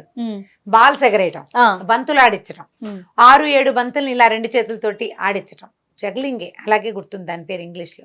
బంతులు ఆడడం అంటారు మన వైపు. తర్వాత మొగ్గలేయటం, పిల్లి మొగ్గలు రకరకాలవి, రింగులో ఇంచి కూడా మొగ్గ వేయటం, అలాంటివి చేసేవాడు. గారడి పనులు చేసేవాడు. చిన్న సర్కస్ లో లాగా. అంటే ఇప్పుడు సర్కస్ అంటే పెద్ద రకంది కదా. ఈ ఊళ్ళల్లో ఉండే గారడి వాళ్ళు ఏంటంటే రోడ్డు మీద ఏదో పిల్లి మొగ్గలు వేస్తే వారా వీరా ఓ 10 మంది చేరేవాళ్ళు. ఓ 5 పైసలు 10 పైసలు. ఆ రోజుల్లో పైసల రోజులే కదా, డబ్బులు వచ్చేవి. అయితే ఇతను ఎక్కడికైనా వెళ్తే తన పొట్టకి సరిపడా సంపాదించుకోగలిగేవాడు, అంతకంటే లేదు. అందరూ చూసేవాళ్ళు. ఎవరైనా ఇచ్చిన కలిగిన వాడు ఇచ్చేవాడు. లేదా ఆ ఊర్లో ఇంచి పోతుంటే ఏ మున్సబ్ గారో ఎవరైనా ఏమిట్రా ఖాళీగా ఉన్నామంటే 2 మొగ్గలేసి 4 బంతులు ఆడిచి, లేదా జాంపళ్ళు ఏమైనా కనిపిస్తే 4-5 పళ్ళని ఎగరేసి వాళ్ళకి కాస్త సరదా పుట్టిస్తే ఆ పూట అన్నం పెట్టేవాళ్ళు. ఏదో ఒడ్లు పోయిండ్రా వీడికి గంగులకి కాసిన మినువులు ఇవ్వండిరా అంటే ఆ 4 వస్తువులు తెచ్చుకునేవాడు. అట్లా 3-4 ఊళ్ళని ఆశ్రయించుకుని తిరుగుతుండేవాడట. ఈ గంగులు ఉన్న మా సొంత ఊర్లో ఒక అమ్మవారి దేవాలయం ఉండేది. అయితే ఏమైందట, ఈ వయసు రీత్యా అతను యంగ్గా ఉన్నప్పుడు ఆ ఊరు ఈ ఊరు 4-5 ఊళ్ళు తిరిగేవాడు. ఏదో 10 రూపాయలు తెచ్చుకునేవాడు. వివాహం కాల అవివాహితుడు అతను ఒక్కడే ఉండేవాడు. క్రమంగా పెద్దవాడు అయ్యే కొందికి మనుషులు నునుపు తగ్గిపోతుంది కదా. ఇతను మొగ్గలేసినా పెద్దగా చూసేవాళ్ళు కాదు జనం. ఈ జగ్లింగ్ చూసేవాళ్ళు. 5 పైసలు 10 పైసలు కిట్టేది, ఎక్కువ దొరికేది కాదు. ఊరికే అంటే దాచుకునేందుకు 10 రూపాయలు దొరికేది కాదు, కానీ అన్నం మాత్రమే దొరికేది. అయితే ఏమైందట, 12 ఏళ్లకో 16 ఏళ్లకో ఒక్కసారి ఆ ఊరి అమ్మవారికి జాతర చేస్తారు. అయితే అతను ఆ ఊళ్ళో ఈ ఊళ్ళు తిరుగుతుండగానే అమ్మవారికి జాతర అని కబుర్లు తెలిసినాయి. ఊళ్ళల్లో టముకేసేవాళ్ళు. ఈ ఊళ్ళో అమ్మవారి జాతర అనుకో, ఒక డప్పు పుచ్చుకుని ఒక అతను వచ్చేవాడు. అవును, ఈ ఊళ్ళో టముకేస్తారు అమ్మవారి జాతర, అందరు కొలుపులు జరిపించండి అహో అని టక కొట్టేవాడు. ఈ టముకేసిన వాడు మొత్తం 4-5 చుట్టుపక్కల ఊళ్ళలోనూ వేసాడట. ఈ గంగుల అమ్మవారి జాతర కదా అని అతను కూడా వచ్చేసాడు. నెల ముందు నుంచి మొదలైనట దేవాలయం దగ్గర పనులు. పందిళ్ళు వేసేవాళ్ళు, పాకలు వేసేవాళ్ళు. ఆ ఊళ్ళో ఉన్న అన్ని కులవృత్తుల వాళ్ళకి చేతి నిండా పని. అందరూ అమ్మవారిని సేవించుకునేవాళ్ళే. ఈ జాతరలో నిత్యం భోజనాలు పెట్టేవాళ్ళు. రోజువారీ అప్పట్లో భోజనాలంటే కుండలతోటి వండేవాళ్ళు. కట్టెలు కొట్టుకొచ్చేవాడు, పొయ్యి అలికేవాడు, వాకిళ్లలో నీళ్లు చల్లేవాళ్ళు, ముగ్గులు వేసేవాళ్ళు, కుండలు చేసేవాళ్ళు. ఫ్రెష్ కుండలు ఎప్పటికప్పుడు వంటకి. ఇక తాటాకులు, తాటికమ్మలు, అన్ని పనుల వాళ్ళకి పనులు. ఈ గంగులు అనుకున్నాడు, నాకు ఏ పని లేదు, నేనేం చేస్తాను అమ్మవారికి సేవ, నాకు ఏ కుల వృత్తి రాదు. ప్రతివాడికి ఏదో ఒక పని ఉంటుంది. ఇక విపరీతంగా జరిగిన ఉత్సవాలు, రోజు ఉత్సవంలో అన్నం పెట్టేవాళ్ళు, తినేవాడు, వెళ్ళి అమ్మవారిని దర్శనం చేసేవాడు, అందరూ చేస్తున్న పనులు ఏదైనా కుదిరితే చేతి సాయం చేసేవాడు. ఎవరైనా బస్తా ఎత్తున్నారనుకో ఇతను కూడా పోయి బస్తా ఎత్తేవాడు. ఎవరైనా కుండలు దొంతుగా పెడతారనుకో 4-5 కుండలు చేత్తో పుచ్చుకుని తీసుకెళ్ళి పెట్టడం, అట్లా పనులు చేసేవాడు. కానీ తనే ఒక పెద్ద పనికి సహాయంగా చేయలేకపోయినందుకు ఎంతో దిగులు పడేవాడట. సరే, గడిచినాయి రోజులు. అమ్మవారు జాతర 10 రోజులట. నెల రోజుల నుంచి పనులు మొదలైనవి. పనులు అవగానే జాతర మొదలైంది. 10 రోజులు జాతర జరిగింది. ఈ 10 రోజులు పగలు ఉపవాసం ఉండి రాత్రి భోజనం చేసేవాడట ఈ గంగులు. ప్రతి పగలు ఉపవాసమే. దీంట్లో పెట్టిన పందిట్లో అన్నం తినేవాడు కాదు. సాయంకాల పందిట్లో అన్నం తినేవాడు. అక్కడక్కడే తిరుగుతూ ఉండేవాడు. సరే, ఏమైందట 10వ రోజు అందరూ మొత్తం ఊళ్ళో నుంచి వచ్చిన జనాలంతా, ఇప్పుడు మన ఊళ్ళో జాతర అంటే మనం చుట్టాలను పిలుచుకుంటాం కదా, ఈ వచ్చిన చుట్టాలు వీళ్ళంతా ఆ రాత్రి దీపాలు పెట్టే వేళకి భోజనాలు చేసి ఎవరి దారిని వాళ్ళు వెళ్ళిపోతున్నారు బయటికి. గుడి దాదాపుగా ఖాళీ అయిపోయింది. గంగులు ఏం చేశాడు, గుళ్ళోకి వెళ్ళాడు. ఈ పురోహితుడు, ఈ దేవాలయం అర్చకుల్లో ఒక ఆయన అన్ని తలుపులు 11 గంటల వేళ తలుపులన్నీ వేసున్నాయో లేదో చూడ్డానికి వచ్చాడు. జనమంతా సద్దుమణిపోయారు. ముందు రోజు రాత్రి దాకా గుడి సందడిగానే ఉంది. జనాలు ఇక్కడ పడుకునేవాళ్ళు, సన్నాయి వాళ్ళు, వాచగాళ్ళు, మేళగాళ్ళు, బోళంతమంది సంగీతాలు పాడేవాళ్ళు అందరూ పడుకుంటున్నారు. ఇవాళ రాత్రికి ఎవ్వరు లేరు. ఆ రాత్రి నిద్ర చేయకూడదు. 9వ నాటి రాత్రి నిద్ర చేయకూడదనో ఏదో నియమం. 10వ నాటి రాత్రి అందరు వెళ్ళిపోతున్నారు. ఈయన తలుపులు వేసున్నాయో లేదో చూద్దామని ఊరికే వచ్చాడు. ఇంటికి వెళ్ళిపోయిన వాడే. వచ్చేసరికల్లా అమ్మవారి సన్నిధి కొంచెం ఓరగా తెరిచిందట. తెరిచేసరికల్లా ఈయన ఎవరో తలుపు తీశారని లోపలికి చూస్తే లోపల అమ్మవారి సన్నిధిలో ఈ గంగులు పిల్లి మొగ్గలేస్తున్నాడు. బంతులు కత్తులు పక్కన పెట్టున్నాయి. 4 పిల్లి మొగ్గలేసి బంతులు ఎగరేస్తున్నాడు. బంతులు పక్కకు పెట్టి కత్తితోటి అతనికి కరవాల విద్య అంటే అది కూడా ఈ మన గారడి వాళ్ళు చేసే విద్య అనమాట. చేస్తున్నసరిగా ఈయన తెల్లబోయి ఇదేమిటి వీడు రాత్రిపూట ఇట్లా చేస్తున్నాడని ఏం చేశాడు, తను ఒక్కడు వెళ్ళకుండా గబగబా వెనక్కి వెళ్ళి ధర్మకర్తని మిగిలిన అర్చకుల్ని పిలుచుకొచ్చాడు. ఆ రోజు 9 రోజులు అర్చన చేశారా. 10వ నాటి రాత్రికి అమ్మవారు ఇట్లా కుంకంతో మునిగిపోయి ఉందట. మొత్తం అంతా కుంకపు రాశి, ఆ రాశిలో మునిగి ఉంది ఆవిడ. విగ్రహం ఉంది. రోజు అర్చనే కదా, పొద్దున సాయంత్రం మధ్యాహ్నం 3 పూట్ల అర్చనలతోటి కుంకపు రాశి అనమాట. మర్నాడు 11వ రోజు ఆ కుంకం అంతా తీసి పొట్లాలు కట్టి అందరికి పంచుతారనమాట. ఈ కుంకపు రాశి కనపడుతోంది. ఆ కుంకపు రాశి ముందే ఇతను చేస్తున్నాడు. ఈయన పరిగెత్తుకుంటూ వెళ్ళి ముందు ధర్మకర్తకి చెప్పాడు. ధర్మకర్త వచ్చేసరికల్లా ఈయన తలుపు కొద్దిగా ఓరగా ఉన్న తలుపులోంచి లోపలికి చూస్తే గంగులు పడుకుని ఉన్నట్టు. పడుకునుంటే అతను పడుకున్న చోట అమ్మవారు కూర్చునుంది పక్కన. గంగుల తల ఆవిడ ఒళ్ళో ఉంది. ఒళ్ళో ఉంది. ఏం చేస్తోంది ఆవిడ, పమట కొగ్గుతో ఇట్లా ఇట్లా ఇట్లా ఇట్లా విసురుతోందట. చెమటలు పట్టి ఉన్నవాడిని వాడి మొహం మీదకి గాలి విసురుతోంది అమ్మవారు. విగ్రహం ఉండాల్సిన స్థానంలో విగ్రహం లేదు. ఈవిడ ఇక్కడ కూర్చునుంది. ఆవిడ ఒళ్ళో ఉన్నాడు. అతను ఒళ్ళో తల పెట్టుకుని పడుకుని ఉన్నాడు. ఈయన అట్లా నిర్ఘాంతపోయి నుంచున్నాడు. ఈ లోపల ముందెళ్ళిన పూజారి ఉన్నాడు కదా, చాలా మందిని 5-6 పూజారులను పిలుచుకొచ్చాడు. అందరూ తలుపు తోసేశారు కల్లా గంగులు పడుకుని ఉన్నాడు. ఇంకెక్కడ ఏం లేదు. ఈయన ఏమో ధర్మకర్త నేను చూశానంటాడు. ఇక్కడ ఏమీ లేదు కదండి, అలా ఏం జరగలేదంటే ఈ కుంకపు రాసి ఉంది కదా, ఈ రాశికి బయట వైపు ఒక పాదముద్ర ఉందట కుంకంలో. అంటే ఆవిడ అందులోంచి అడుగు బయట పెట్టి వచ్చింది. వీళ్ళెవ్వరూ దాన్ని చూడలేదు ఆ దృశ్యాన్ని. ఆ ధర్మకర్త ఆయన ఒక్కడే, ధర్మకర్త ఒక్కడే చూశాడు. మిగిలిన వాళ్ళంతా జాతరలో పాలు పంచుకొని జాతరలో సేవ చేశారు. నిజమైన భక్తుడు వీడు. ఆమెకి కోసమే సేవ. జాతరలో ఉన్న వాళ్ళంతా చుట్టాలు పిలిచారు, పక్కలు పిలిచారు, అది చేశారు, ఇది చేశారు. ఎవడికి ముట్టాల్సిన డబ్బులు వాడికి ముట్టింది, ఎవరి గొంతుకి రావాల్సిన ప్రసాదం వాడికి వచ్చింది. వీడికి ఏదీ లేదు. వీడికి ఏమీ లేదు. కేవలం అందరూ అమ్మని సేవిస్తున్నారు, నేను సేవించలేకపోతున్నానన్న దిగులు తప్ప. తనకు వచ్చిన విద్యని ఆవిడొక్కదానికే ప్రదర్శించాడు. ఈ 10 రోజుల్లో అతను ఎక్కడ తన గారడిని ప్రదర్శించి 10 పైసలు తీసుకోలే. ఆమె కోసమే చేశాడు. ఆ కుంకపు పాదముద్రను చూసేసరికల్లా మిగిలిన వాళ్ళంతా నమ్మారట. ఈ కుప్పగా ఉన్న కుంకంలో పాదాల ముద్ర కనిపిస్తోంది. పాదం పొడుగుది కనపడుతోంది, స్త్రీ పాదం అని తెలుస్తోంది. దాంతో అందరూ నిద్రలేపారు. అతన్ని నిద్రలేపితే అమ్మవారిని సేవించుకోవడానికి వచ్చానని చెప్పాడు. బయటికి పంపించేశారు. అందరూ కలిసి అతన్ని తీసుకెళ్లారు. ఆ తర్వాత గంగుల్ని ఆ దేవాలయంలోనే ఉంచుకున్నారట. అతను దేవాలయ సేవకుల్లోనే ఉన్నాడు. నిజమైన భక్తి ఎవరిదంటే భగవంతుడి కోసమే ఎవరైతే నిస్వార్థంగా ఆయన భగవంతుడి కోసమే చేసే సేవ అని భావిస్తాడో వాడిది నిజమైన భక్తి. వాడి కోసం అమ్మ వాడు అలసిపోతే ఆదరించడానికి వస్తుంది, వాడికి ఆకలిస్తే అన్నం పెడుతుంది. మిగిలిన వాడు ప్రయత్నపూర్వకంగా సాధించాలి దాన్ని. నిజమైన భక్తుడికి ఏ ప్రయత్నం ఒక్కర్ల, భక్తే వాడి ప్రయత్నం, అంతే, అదే సాధనం, అదే ఇంకా ఏమీ లేదు, భక్తే వాడి సాధన. ఆ రకంగా ఈ భక్తుడైన గంగులు అక్కడే ఉండిపోయాడట. ఇంకా అతను ఎప్పుడూ బంతులాడలేదు, ఏమీ చేయలేదు, కేవలం దేవాలయంలో ఆ పని ఈ పని చేస్తూ అక్కడే ఆవిడని సేవిస్తూ ఉండిపోయాడు. కథ కంచికి మనం ఇంటికి. చాలా అద్భుతంగా ఉంది రమగారు కథ. అంటే మీరు చెప్తున్నంతసేపు అలా కథలో లీనమైపోతున్నాం. చాలా బాగుంది. పిల్లలకి చెప్తాను కానీ మనకైనా ఒక భక్తిపూర్వక కథ కదా రమగారు. మనము ప్రతి స్టోరీలో పిల్లలకి సంబంధించి ఒక నీతి కథ మాట్లాడుకుంటూ ఉంటాం. ప్రతి వీడియోలో కూడా మనం అది కంటిన్యూ చేస్తూ వస్తున్నాం. అయితే ఈరోజు నాకేమనిపించిందంటే తల్లులకి ఏదైనా చెప్పదగ్గ స్టోరీ ఉంటే చెప్పిద్దాం మీతో అని అనిపించింది. కానీ మీరు ప్రతి దాంట్లో ప్రతి వీడియోలో కూడా మీరు చెప్తూనే ఉంటారు, ముందు తల్లులు నేర్చుకోవాలి, తల్లులు ఆచరించాలి, తర్వాత పిల్లలు ఫాలో అవుతారని. సరే, తల్లులకి కథ అంటే ఇది ఒక నా ఫేవరెట్ స్టోరీ. చాలా సంవత్సరాల క్రితం చదివాను నేను. బహుశా నా కాలేజ్ మొదలైన కాలంలో 30 ఏళ్ళైనా అయ్యిందని అనుకుంటున్నా.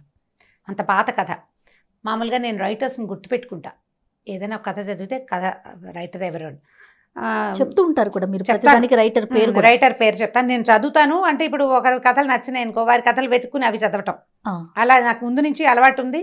మా దగ్గర లైబ్రరీ చాలా పెద్దది ఉంది, మా కాలేజీలో ఉంది. మా నాన్నగారికి బాగా పుస్తకాలు కొనే అలవాటు ఉంది. మా అన్నయ్య అంతే, పుస్తకాలు ఎక్కువ ఉండేవి మా ఇంట్లో. దానివల్ల నేను ఎక్కువ చదవటం వల్లే ఈ పని చేయగలుగుతున్నాను అనమాట. అయితే నేను చదివిన ఈ కథ తాలూకు రైటర్ ఎవరో ఆ రోజున నేను శ్రద్ధ పెట్టి తెలుసుకోవాలి. ఏదో పత్రికలో చదివినట్టే నాకు జ్ఞాపకం. బాగా చాలా బాగా మనసుకు హత్తుకుపోయి ఉందన్నమాట. ఆ కథ చదివిన మొదటి రోజున, అంటే మొదటిసారి చదివినప్పుడు ఎంత రోమాంచితంగా, ఎలా అత్యద్భుతంగా అనిపించిందో ఎన్నిసార్లు చెప్పుంటానో, 100 సార్లు చెప్పుంటా ఆ కథ. నేను ప్రతిసారి నాకు అదే ఫీల్ కలుగుతుంది. చాలా అత్యద్భుతమైన కథగా తోస్తుంది. నేను చాలా మందికి చెప్పినప్పుడు ఈ కథ రైటర్ ఎవరో తెలుసా, మీరు ఎక్కడైనా చదివారా అని అడుగుతూనే ఉన్నాను. నాకు దాని ఆన్సర్ రాలేదు. ఇవాళ ఇప్పుడు అంటే మనం ఈ ప్రోగ్రామ్ స్టార్ట్ చేసిన దగ్గర నుంచి ఏదో ఒక సందర్భంలో ఈ కథ చెప్పి దీని రైటర్ ఎవరు, వారెవరో తెలుసుకోవాలని కోరిక ఆడియన్స్లో ఎవరైనా, ఇప్పుడు మన మంది చూస్తారు, వాళ్ళలో ఎవరో ఒకళ్ళు ఈ కథని ఫలానా వారు రాశారు ఆయన పేరు తెలిస్తే చాలా సంతోషిస్తాను నేను. చూడండి, మామ్ ప్రేక్షకులందరూ రమగారి కోసమైనా మీకు ఎవరికైనా ఆథర్ నేమ్ తెలిస్తే కనుక డెఫినెట్గా కామెంట్ రూపంలో తెలియజేయండి. అయితే ఈ వీరు రాసిన కథ అప్పుడు నేను చదివిన దానికి ఇప్పుడు నేను చాలా సంవత్సరాల నుంచి ఆ కథ అప్పుడప్పుడు రకరకాల సందర్భాల్లో చెప్తున్నాను. కొంత డీటెయిలింగ్లో చిన్న మార్పులు ఉండొచ్చు. కథను జనరల్గా మనం ఓన్ చేసుకుంటాం.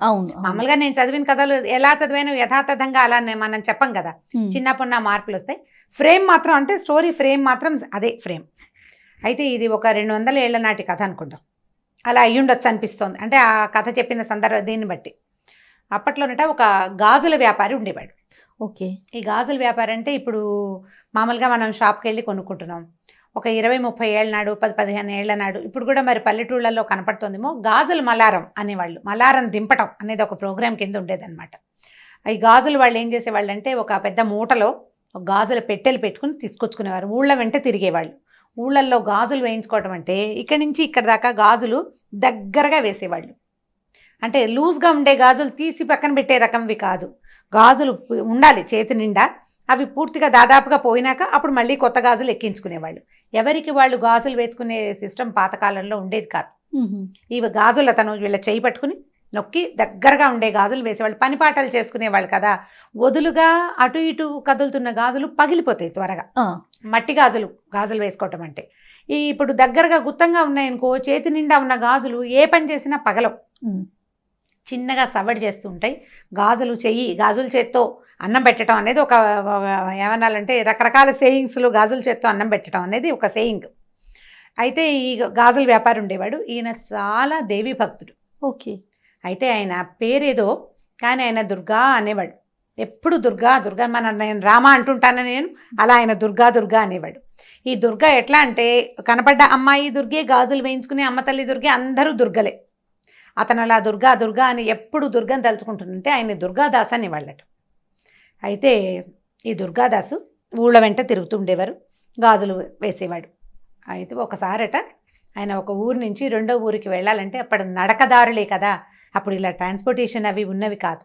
ఈ నడక దారిలో ఆయన వస్తూ ఉంటే ఒక చెరువు పక్క నుంచి వెళ్తున్నాడు. ఆ చెరువు గట్టున ఒక అమ్మాయి కనపడింది ఆయనకి. అమ్మాయి మరీ చిన్నపిల్ల కాదు, ఒక 25-30 సంవత్సరాల లోపల వయసు ఉంటుంది. అందంగా చక్కగా బాగుంది. ముక్కుకి ఒక ముక్కు పుడక, రెండో ముక్కుకి బేసరి. పాత రోజుల్లో అలా ఉండేవి కదా, 2 ముక్కు పుడకలు ఉండేవి. అక్కడి నుంచి సర్వాలంకారాలతోటి అమ్మాయి చక్కగా ముత్తైదు పెళ్ళైన అమ్మాయి కనపడి పిలిచి గాజులేస్తావా అని అడిగింది.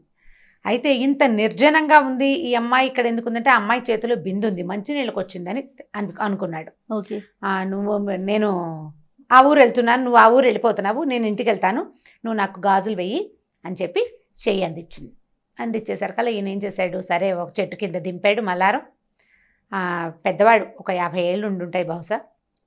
అమ్మాయి చెయ్యి అందిస్తే ఎర్రవి బాగున్నాయి, ఆకుపచ్చవి బాగున్నాయి, పసుపచ్చవి బాగున్నాయి అంటే 3 రంగుల గాజులు చేతుల నిండా వేశాడు. పిల్లని చూస్తే కలిగిన అమ్మాయి లాగానే కనపడుతుంది.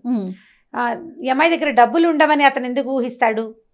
గాజులు వేయించుకుని ఏదో తృణమో పణమో, అప్పుడు పెద్ద ఖరీదులు కాదు, కాసు, అరకాసు, పావల, 10 రూపాయలు బేడలు కాణీలు ఉండే రోజులు, అణాలు అర్ధనాళ్ళు ఉండేవి. అయితే ఇవి వేసిన తర్వాత ఈ అమ్మాయి ఏం చెప్పిందంటే, నువ్వు ఈ ఊరు వెళ్తున్నావు కదా, ఫలానా శివాలయం ఉందా, శివాలయం పక్కన కర్ణం గారి ఇల్లు ఉందా, ఆ పక్క సందులోంచి కొంచెం లోపలికి వెళ్తే ఒక ఎత్తరుగుల ఇల్లుంది, ఆ ఇల్లు మాదే, మా నాన్నగారు ఉంటారు, ఈ గాజులకు డబ్బులు నువ్వు అక్కడ తీసుకో ఓకే అని చెప్పింది. చెప్పేసరికల్లా అదేమిటి నువ్వు డబ్బులు లేకుండా ఎందుకు వేయించుకున్నావని అదని అతను అనలా. ఎందుకంటే ఇది అతను పనే కానీ అదే వ్యాపకంగా చేస్తున్నాడు కానీ వ్యాపారంగా చేయటం లేదు ఆయన. ఇలా స్త్రీ రూపంలో ఈ అమ్మాయిలకి గాజులు వేస్తూ అమ్మవారికి గాజులు వేసినంత సంతోషించేవాడు. అతనికి వచ్చిన కొంత సంపాదనే అతనికి చాలు, ఏదో ఇచ్చింది పుచ్చుకునేవాడు అంతే. సరే ఏమన్నాడు, ఈ అమ్మాయి బిందె పుచ్చుకుంది, ఇంకా నేను నీళ్ళు తెచ్చుకోవాలి, నువ్వు వెళ్ళిపోతున్నావు కదా, వెళ్ళి తీసుకోమంది. మా నాన్నగారి ఇంటికి వెళ్ళు, మా అత్తారు ఇల్లు ఇది, మా నాన్నగారు ఊరు ఆ ఊరు, మా అత్తారు ఊరు ఈ ఊరు అని చెప్పింది. చెప్పేసరికల్లా మా నాన్నని అడిగి డబ్బులు తీసుకోమంటే ఈయన బ్యాగ్ అంతా సర్దుకున్నాడు. బయలుదేరుతుంటే ఓవేళ మా నాన్నగారు ఆయనకి నా మీద కోపంగా ఉంది, మా అత్తారి మీద కోపం వచ్చింది, మాకు అమ్మాయి లేదు నేను ఇవ్వనంటాడేమో, మా దేవుడి గదిలో కుంకుమ భరణి ఉంది, దేవుడి మందసాన్లోనే కుంకుమ భరణి ఉంది పాతది, అందులో కాసుంది, అది తీసి ఇవ్వమన్నానని చెప్పి. ఆయన కాదంటాడు, నువ్వు గట్టిగా పట్టుకో, నువ్వు గాజులు ఎన్నేసావు, డబ్బులు తీసుకోవాలి కదా, కాబట్టి ఆయన కాదన్నా సరే ఈ మాట చెప్పి డబ్బులు తీసుకో అని చెప్పి. సరే అన్నాడు. ఆ అమ్మాయిని అక్కడ వదిలిపెట్టి ఈయన సంచి తన తట్టాబుట్ట సర్దుకుని ఆ ఊళ్ళోకి వెళ్ళాడు. శివాలయం వచ్చింది, దండం పెట్టుకున్నాడు, కర్ణం గారి ఇల్లు కనపడింది, పలకరించాడు, పక్క సందులోంచి లోపలికి వెళ్ళాడు. ఎత్తరుగుల ఇల్లు. అయితే ఇల్లు పెద్దదే కానీ బాగా పేదరికంలో ఉన్న ఇల్లే అది. అక్కడి నుంచి ఆ ఇంటి ఆయన్ని పిలిచాడు. బయట ఒక 5-6 వేద విద్యార్థులు ఎవరో కూర్చున్నారు, వేద పాఠం చదువుకుంటున్నారు. ఈ అమ్మాయి అన్ని కాకేశాడు. అయ్యా మీ అమ్మాయికి గాజులు వేసానండి చెరువు దగ్గర, డబ్బులు ఇప్పిస్తే వెళ్తానండి అన్నాడు. అమ్మాయా, ఎవరమ్మాయి, ఎవరింటికి వచ్చావు నువ్వు అని అడిగాడు. ఫలానా ఇల్లు ఇదే కదండి, ఆయన పేరు కూడా చెప్పింది. ఆ ఇల్లు ఆ పేరు తమరదే కదా అంటే నాదేను. ఫలానా ఇల్లు ఇలాగని చెప్పింది, గుర్తులు, నేను వచ్చాను, మీరు ఇలాగే అంటారని అమ్మాయి చెప్పింది కూడా. డబ్బులు ఇప్పించండి బాబు, లక్షణమైన బిడ్డ, అంత పిల్లని కాదనుకుంటారా అన్నాడు.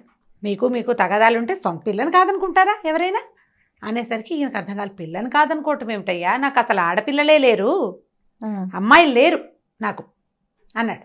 అనేసరికల్లా భలేవారు మీరు ఇట్లాంటి మాట అంటారు, ఇంత మాట అన్నారు, అమ్మాయి చెప్పింది, ఇంత మాట అంటారా, ఎంత కోపం వస్తే మాత్రం, ఆడపిల్లని కాదనుకుంటే ఎలాగండి, తీసుకొచ్చి డబ్బులు ఇవ్వండి అన్నాడు. మెల్లిగా జనం చేరటం మొదలుపెట్టారు. గాజులు వాడు రావటం ఏమిటి, వీళ్ళింటో డబ్బులు అడగటం ఏమిటి, ఈ వేద విద్యార్థులు చదువు మానేసి వాళ్ళు నోటు తెచ్చుకుని చూస్తున్నారు ఏమిటో జరుగుతోందని. పల్లెటూరు కదా, కాస్త గట్టిగా మాటలు దొరలేసరికి 4 ఏళ్ళ వాళ్ళు చేరతారు, ఒక్కొక్కళ్ళు వింటున్నారు ఏమిటో సంభాషణ జరుగుతుందని. ఈయన అవునంటాడు, కాదంటాడు, అతను అవునంటాడు. ఇక విసుగొచ్చి ఏమన్నాడంటే, అయ్యా అమ్మాయి చెప్పింది, మీ ఇంట్లో పూజా మందసంలో కుంకుమ భరణ పాతది ఉందిట, ఆ తెరిచి చూడు, అందులో కాసు ఉంటుందని చెప్పింది అమ్మాయి, ఆ కాసైనా తెచ్చి నాకు ఇవ్వండి, నేను వద్ద పోనీలేమ్మా, ఆడపిల్లవి, నీకు గాజులు వేసాను, మీ నాన్నకి ఇష్టం లేకపోతే పోనీలేమన్నాను, కాదు గాజులకు నువ్వు డబ్బులు తీసుకోవాల్సిందేనని చెప్పింది, బంగారం లాంటి బిడ్డ, నువ్వేం తండ్రివయ్యా, పట్టుకురా ఆ కాసు తెచ్చివి నాకు, అమ్మాయి నన్ను తెచ్చుకోమంది అన్నాడు. ఈయన తెల్లబోయాడు. మా ఇంట్లో దేవతా మందిరంలో అసలు కుంకుమ భరణి ఉండటం ఏమిటి, మా ఇంట్లో కుంకుమ భరణ లేదన్నాడు. ఆ భరణ ఏం లేదు మా మందసంలో. చెప్పింది చూడవయ్యా అనేసరికి సరే అందరూ అదేమిటి ఎందుకు చెప్తున్నాడు దుర్గాదాస్ ఈ ఊళ్ళలో తిరిగేవాడే చూడు అనేసి అన్నారు. చూడమన్నారు. దేవతా మండపంలోకి మందసం దగ్గరికి వెళ్ళాడు. అయితే వాళ్ళ అమ్మగారు ఆయన తల్లి, ఈయనే కొంచెం పెద్దవాడు, ఓ 50 ఏళ్ళ పైనున్న ఆయన. ఆవిడ కడు వృద్ధురాలు, ఇంట్లో ఉంది పెద్ద ఆవిడ. ఆవిడకి జ్ఞాపకం వచ్చింది లీలగా. ఒక పాత కుంకుమ భరిణ వాళ్ళ దేవతా మందసంలో ఒక పక్కన చిన్న మీట లాంటిది, అది నొక్కితే అక్కడ ఒక కుంకుమ భరణలు అవి పెట్టుకునే, ఎందుకంటే పాత రోజుల్లో బీరువాలు అవి ఉండేవి కాదు కదా. ఈ దేవతా మందిరాల్లో తర్వాత ఏమో పందిరి మంచాల లోపల అట్లా చిన్నవి అల్మర్లు ఉండేవి వస్తువులు దాచుకోవడానికి. దొంగల భయాలు అవి ఉండేవి కదా. అయ్యా మన దగ్గర ఈ మీట నొక్కితే ఇది తెరవబడుతుంది అని చెప్పింది. తీరా తెరిస్తే కుంకుమ భరణ బయటకు వచ్చింది. ఆయన చాలా ఆశ్చర్యపోయాడు. ఈ అమ్మాయి ఎవరు, ఈ గాజులు వాడేమిటి, మన ఇంట్లో ఉన్న మందసం ఇన్ని సంవత్సరాలు వచ్చింది, ఇంత వయసు వస్తే ఇందులో ఇలాంటిది ఉందని నాకు తెలియకుండా ఎవరో పిల్లకి రోడ్డు మీద ఎక్కడో దారిలో కనపడ్డ పిల్లకి తెలియటం ఏమిటి, మా అమ్మకి తెలిసిన సంగతి. ఆయనకి లోపల నుంచి ఒక ఉద్వేగం వస్తుంది అనమాట, ఎట్లా ఇది బయటికి తెలిసింది అని. ఆయన ఏం చేశాడు, కుంకుమ భరణలో చేయి పెట్టాడు, కాసు తగిలింది, కాసు ఇట్లా తీసాడు బయటికి, ఇంకో కాసు కనపడుతోంది. ఇది ఎడం చేతిలో పెట్టుకున్నాడు. ఆ కనపడిన రెండో కాసుని తీస్తుంటే ఇంకో కాసు కనపడుతోంది కింద, ఆ చేతిలో పెట్టుకున్నాడు. మళ్ళీ తీసాడు, తీస్తుంటే ఒక్కో కాసు బయటికి వస్తూనే ఉంది. ఆయన ఈ పట్టుకున్నవాడు అట్లా కూలబడిపోయాడు. వాళ్ళ అమ్మ, భార్య, ఇంత పిల్లవాడు, మగపిల్లలు ఉన్నారు ఆయనకి, ఆడపిల్లలు లేరు. అప్పుడు వాళ్ళ అమ్మగారు ఏం చెప్పారంటే, ఇది చాలా పురాతనమైన పూజా మందిరంలో ఈ ఒక కాసు మనకు అమ్మవారు, మా తాత అంటే నాయన వాళ్ళ ఆయన తల్లి తాలూకు తాత కాదు, తండ్రి తాలూకు తాతగారు అర్చించేవారట ఆ కుంకుమ భరణలో ఉన్న ఆ ప్రతిమని. తర్వాత కాలంలో అర్చన మానేశారు, అది అలా లోపల ఉండిపోయింది. ఈ కాసులు పట్టుకునేసరికల్లా ఈయనకి ఉద్వేగం తట్టుకోలేక దుఃఖం వస్తుంది. గబగబా కాసులు పుచ్చుకొని బయటకు వచ్చాడు. జనమంతా చేరిపోయారు కదా. అయ్యా నువ్వెవరిని చూసావో, ఆ అమ్మాయి ఎక్కడుందో నాకు చూపించవా అని అడిగాడు. అందరూ వెళ్ళారు. వెళ్తే చెరువు దగ్గరికి వెళ్ళారు. వెళ్ళాక ఇక్కడే చూశాను నేను అమ్మాయిని అంటాడు. చెరువు చుట్టుపక్కల ఏమీ లేవు, చెరువే ఉంది, పద్మాలతో నిండిన సరోవరం. మామూలు ఊళ్ళల్లో చెరువుల్లో కనపడతాయి. అయితే ఈయన, అయ్యా నేను ఇక్కడే చూశానండి, ఆ అమ్మాయి ఎటు వెళ్ళిందో, పాదాలు ముద్రలు కూడా ఏమీ కనిపించట్లేదు, చెరువు వైపు నడిచినట్టే కనపడుతున్నాయి కాలి గుర్తులు, బయటకు వచ్చినట్టుగా ఏవీ లేవు. మామూలుగా బురద ఉంటుంది, చెరువు ఒడ్డున బురద ఉంటుందిగా, చెరువులోకి ఎలా వెళ్తారు, ఎవరైనా వెళ్ళి ఉండాలి కదా. అక్కడి నుంచి జనం అందరికీ అర్థమవుతుంది ఇక్కడ ఏదో ఒక మహత్తరమైన సంఘటన జరగబోతోందని.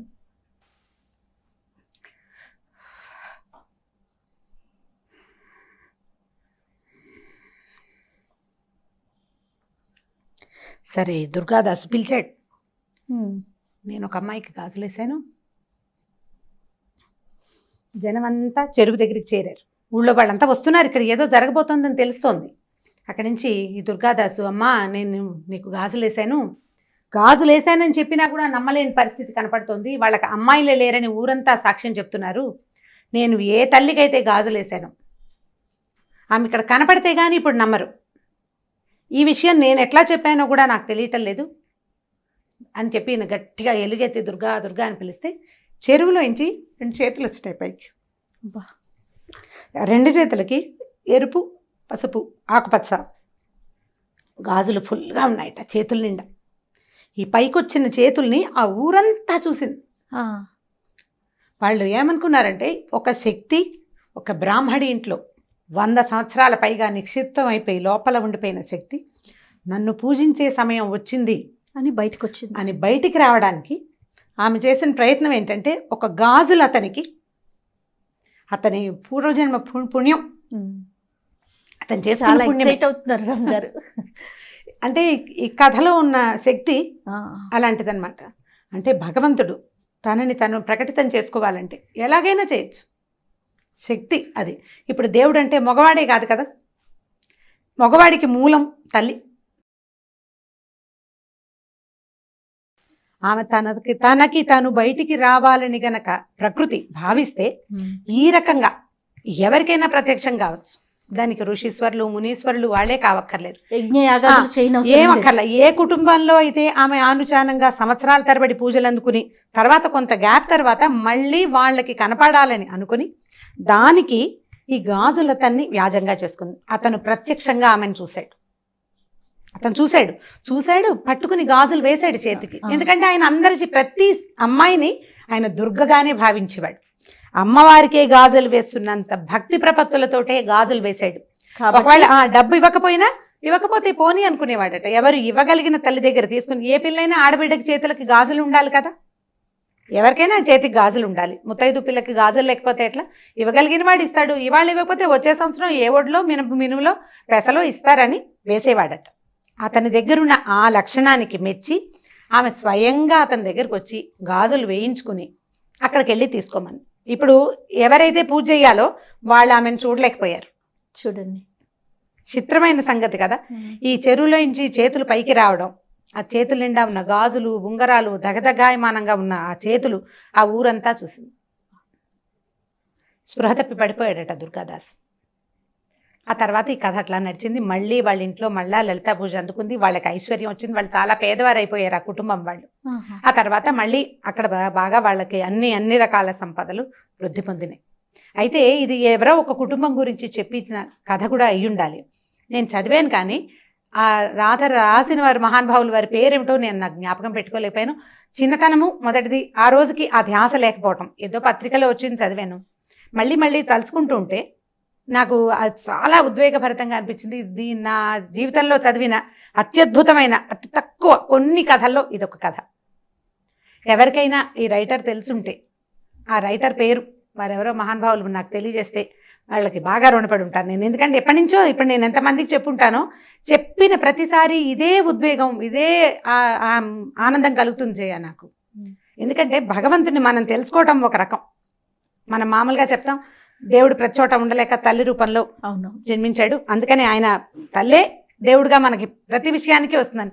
కొంతకాలం మన అమ్మ మనకి దేవుడు, తర్వాత మనం దేవుళ్ళం అవుతాం మన పిల్లలకి. ప్రతి స్త్రీ కూడా దేవస్వరూపమే. అయితే ఈ దైవ స్వరూపాల్లో ఒక్కొక్కళ్ళు కొంచెం ఇబ్బంది పడి ఇందులో నుంచి తొలగిపోతున్నారు కూడా. పాపం వాళ్ళకి భగవంతుడు ఇచ్చింది అది అందులో నుంచి తొలగిపోమని. కానీ ఎవరైనా సరే ఇలా ఉండవలసిందే. ఇలాంటి దాన్ని మనకి కలిగించింది ఒక శక్తి ఏదో ఉంది కదా.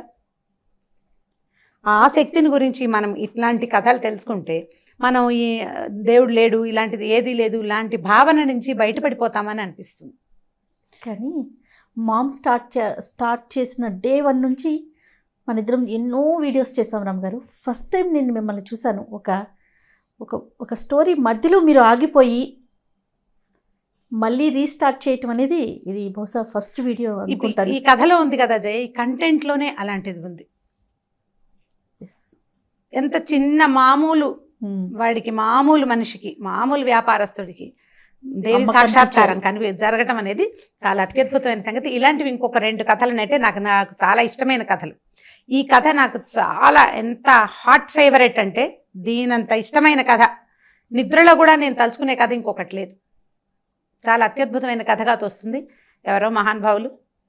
అయితే నేను ఒక అమ్మాయికి ఈ కథ చెప్తే తను నెట్లో ఇంగ్లీష్లో ఈ కథ చదివాను, బ్యాంగిల్ సెల్లర్ అని ఈ కథ చదివానని చెప్పింది తను నాకు.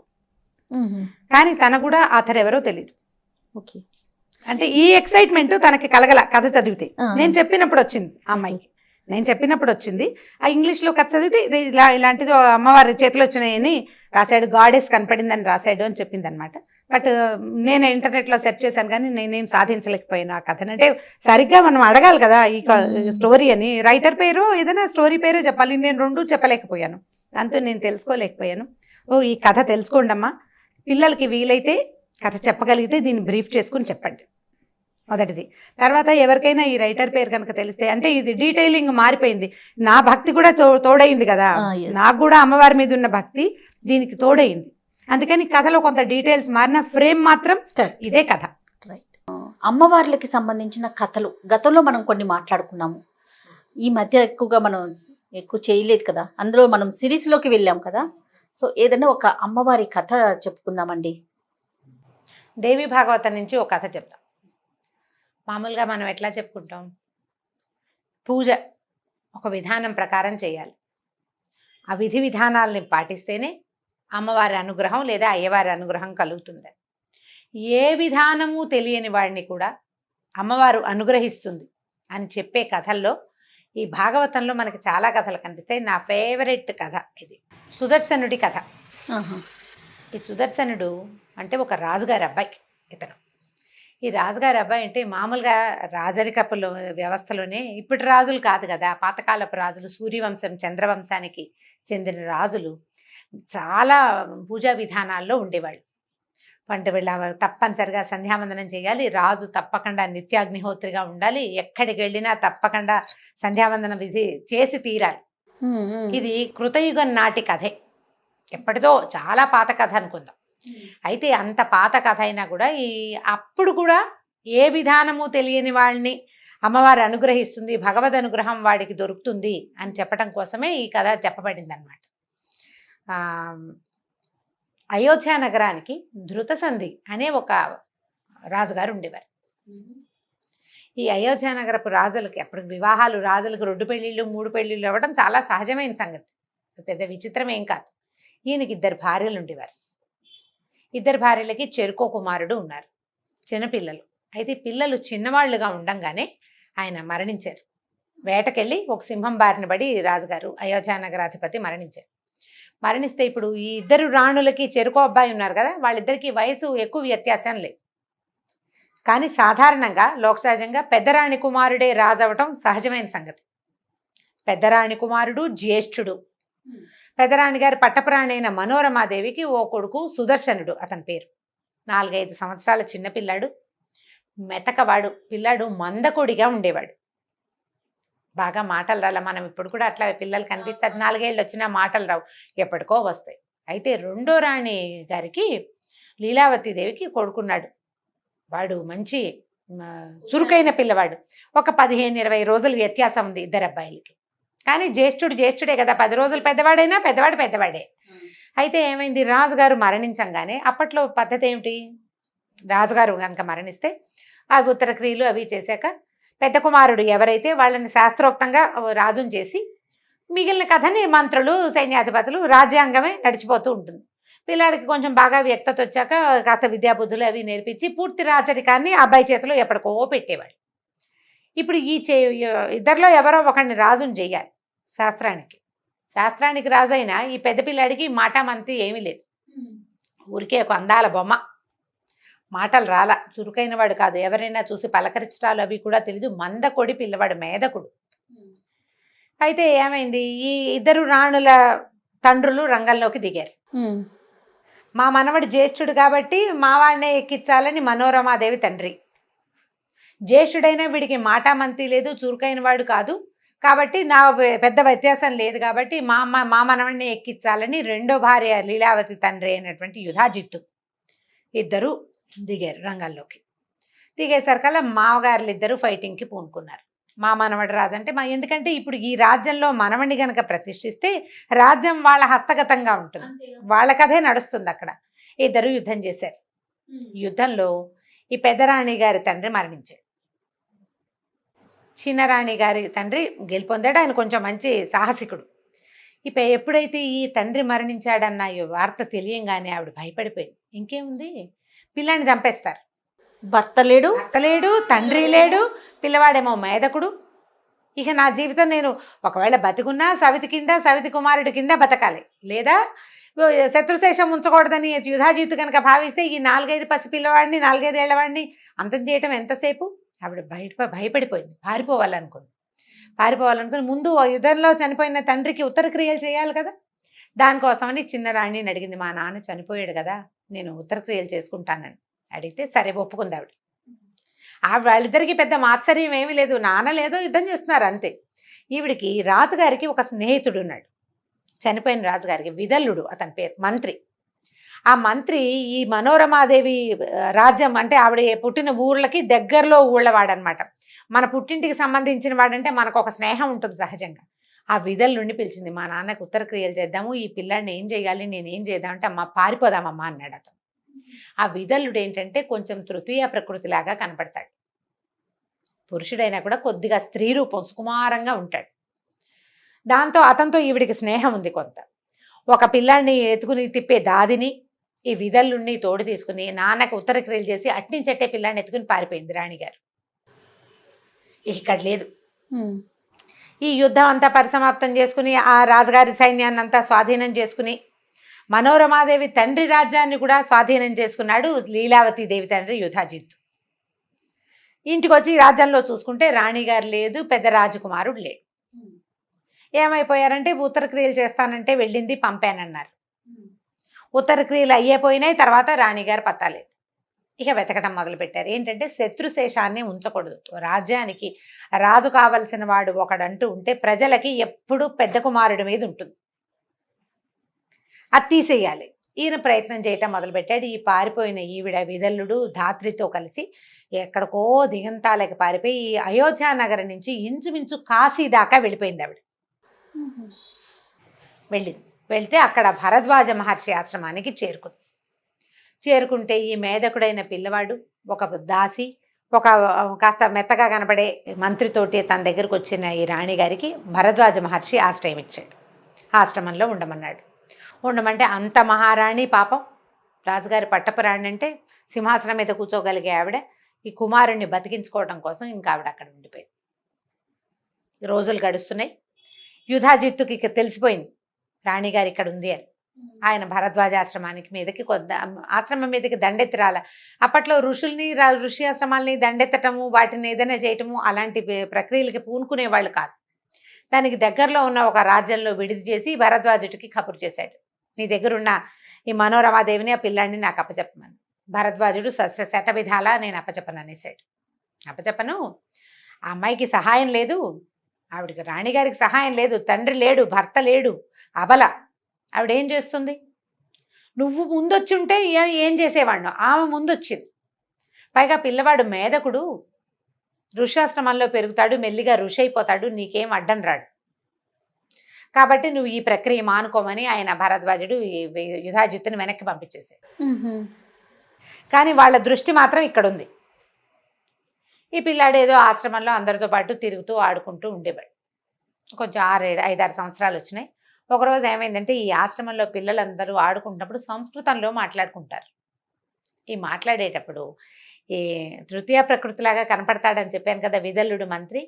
క్లీబా అంటే నపుంసకుడు, తృతీయ ప్రకృతి అని అర్థం. ఒక 14-15 సంవత్సరాల పిల్లాడు అటు వెళ్తూ ఈ విదల్లుడిని చూసి క్లీబ్ అన్నాడు. ఎక్కిరింతగా, పిల్లలకి అలాంటి లక్షణం ఉంటుంది చూడు. ఆ ఎక్కిరింతగా అన్న ఆ క్లీబ్ పదము ఈ పిల్లాడికి మన సుదర్శనుడికి క్లీమ్ లాగా వినపడింది. తమాషా సౌండ్ క్లీమ్ అనేసరికల్లా ఎలా ఉంటుంది, కీచుమన్న ఒక శబ్దం వస్తుంది. అది తలుచుకోవటం మొదలుపెట్టాడు అబ్బాయి. పిల్లలకి అట్లా ఉంటుంది కదా, ఏదైనా ఒక పదాన్ని పడితే వదిలిపెట్టరు. ఓ చిన్న చిన్న శబ్దాలు కూడా అంటాం, ఎంతసేపు చిచ్చి అంటుంటారు. నాలుగుతో ఊళ వేయటం, మనం వద్దని చెప్పినా మానరు. ఒకసారి వచ్చిందా ఇక మన భూ అంటుంటారు, మానరు. ఇంకా ఈ పిల్లాడు ఆ క్లీమ్ అని పట్టుకున్నాడు. పైకి అనేవాడు కాదు, ఎంతసేపు క్లీమ్ క్లీమ్ క్లీమ్ అని తలుచుకుంటుండేవాడు. మనం 4-5 సార్లు క్లీమ్ క్లీమ్ అని చూడండి, ఎవరికి వాళ్ళు అనుకోండి. ఈ కథ వినేవాళ్ళు 2-3 సార్లు అనగానే ముక్కు ఈ ప్రాంతము ఏదో ఒక వైబ్రేషన్కి గురవుతున్నట్టు తెలుసు. నేను 3 సార్లు అంటేనే నాకు తెలిసింది.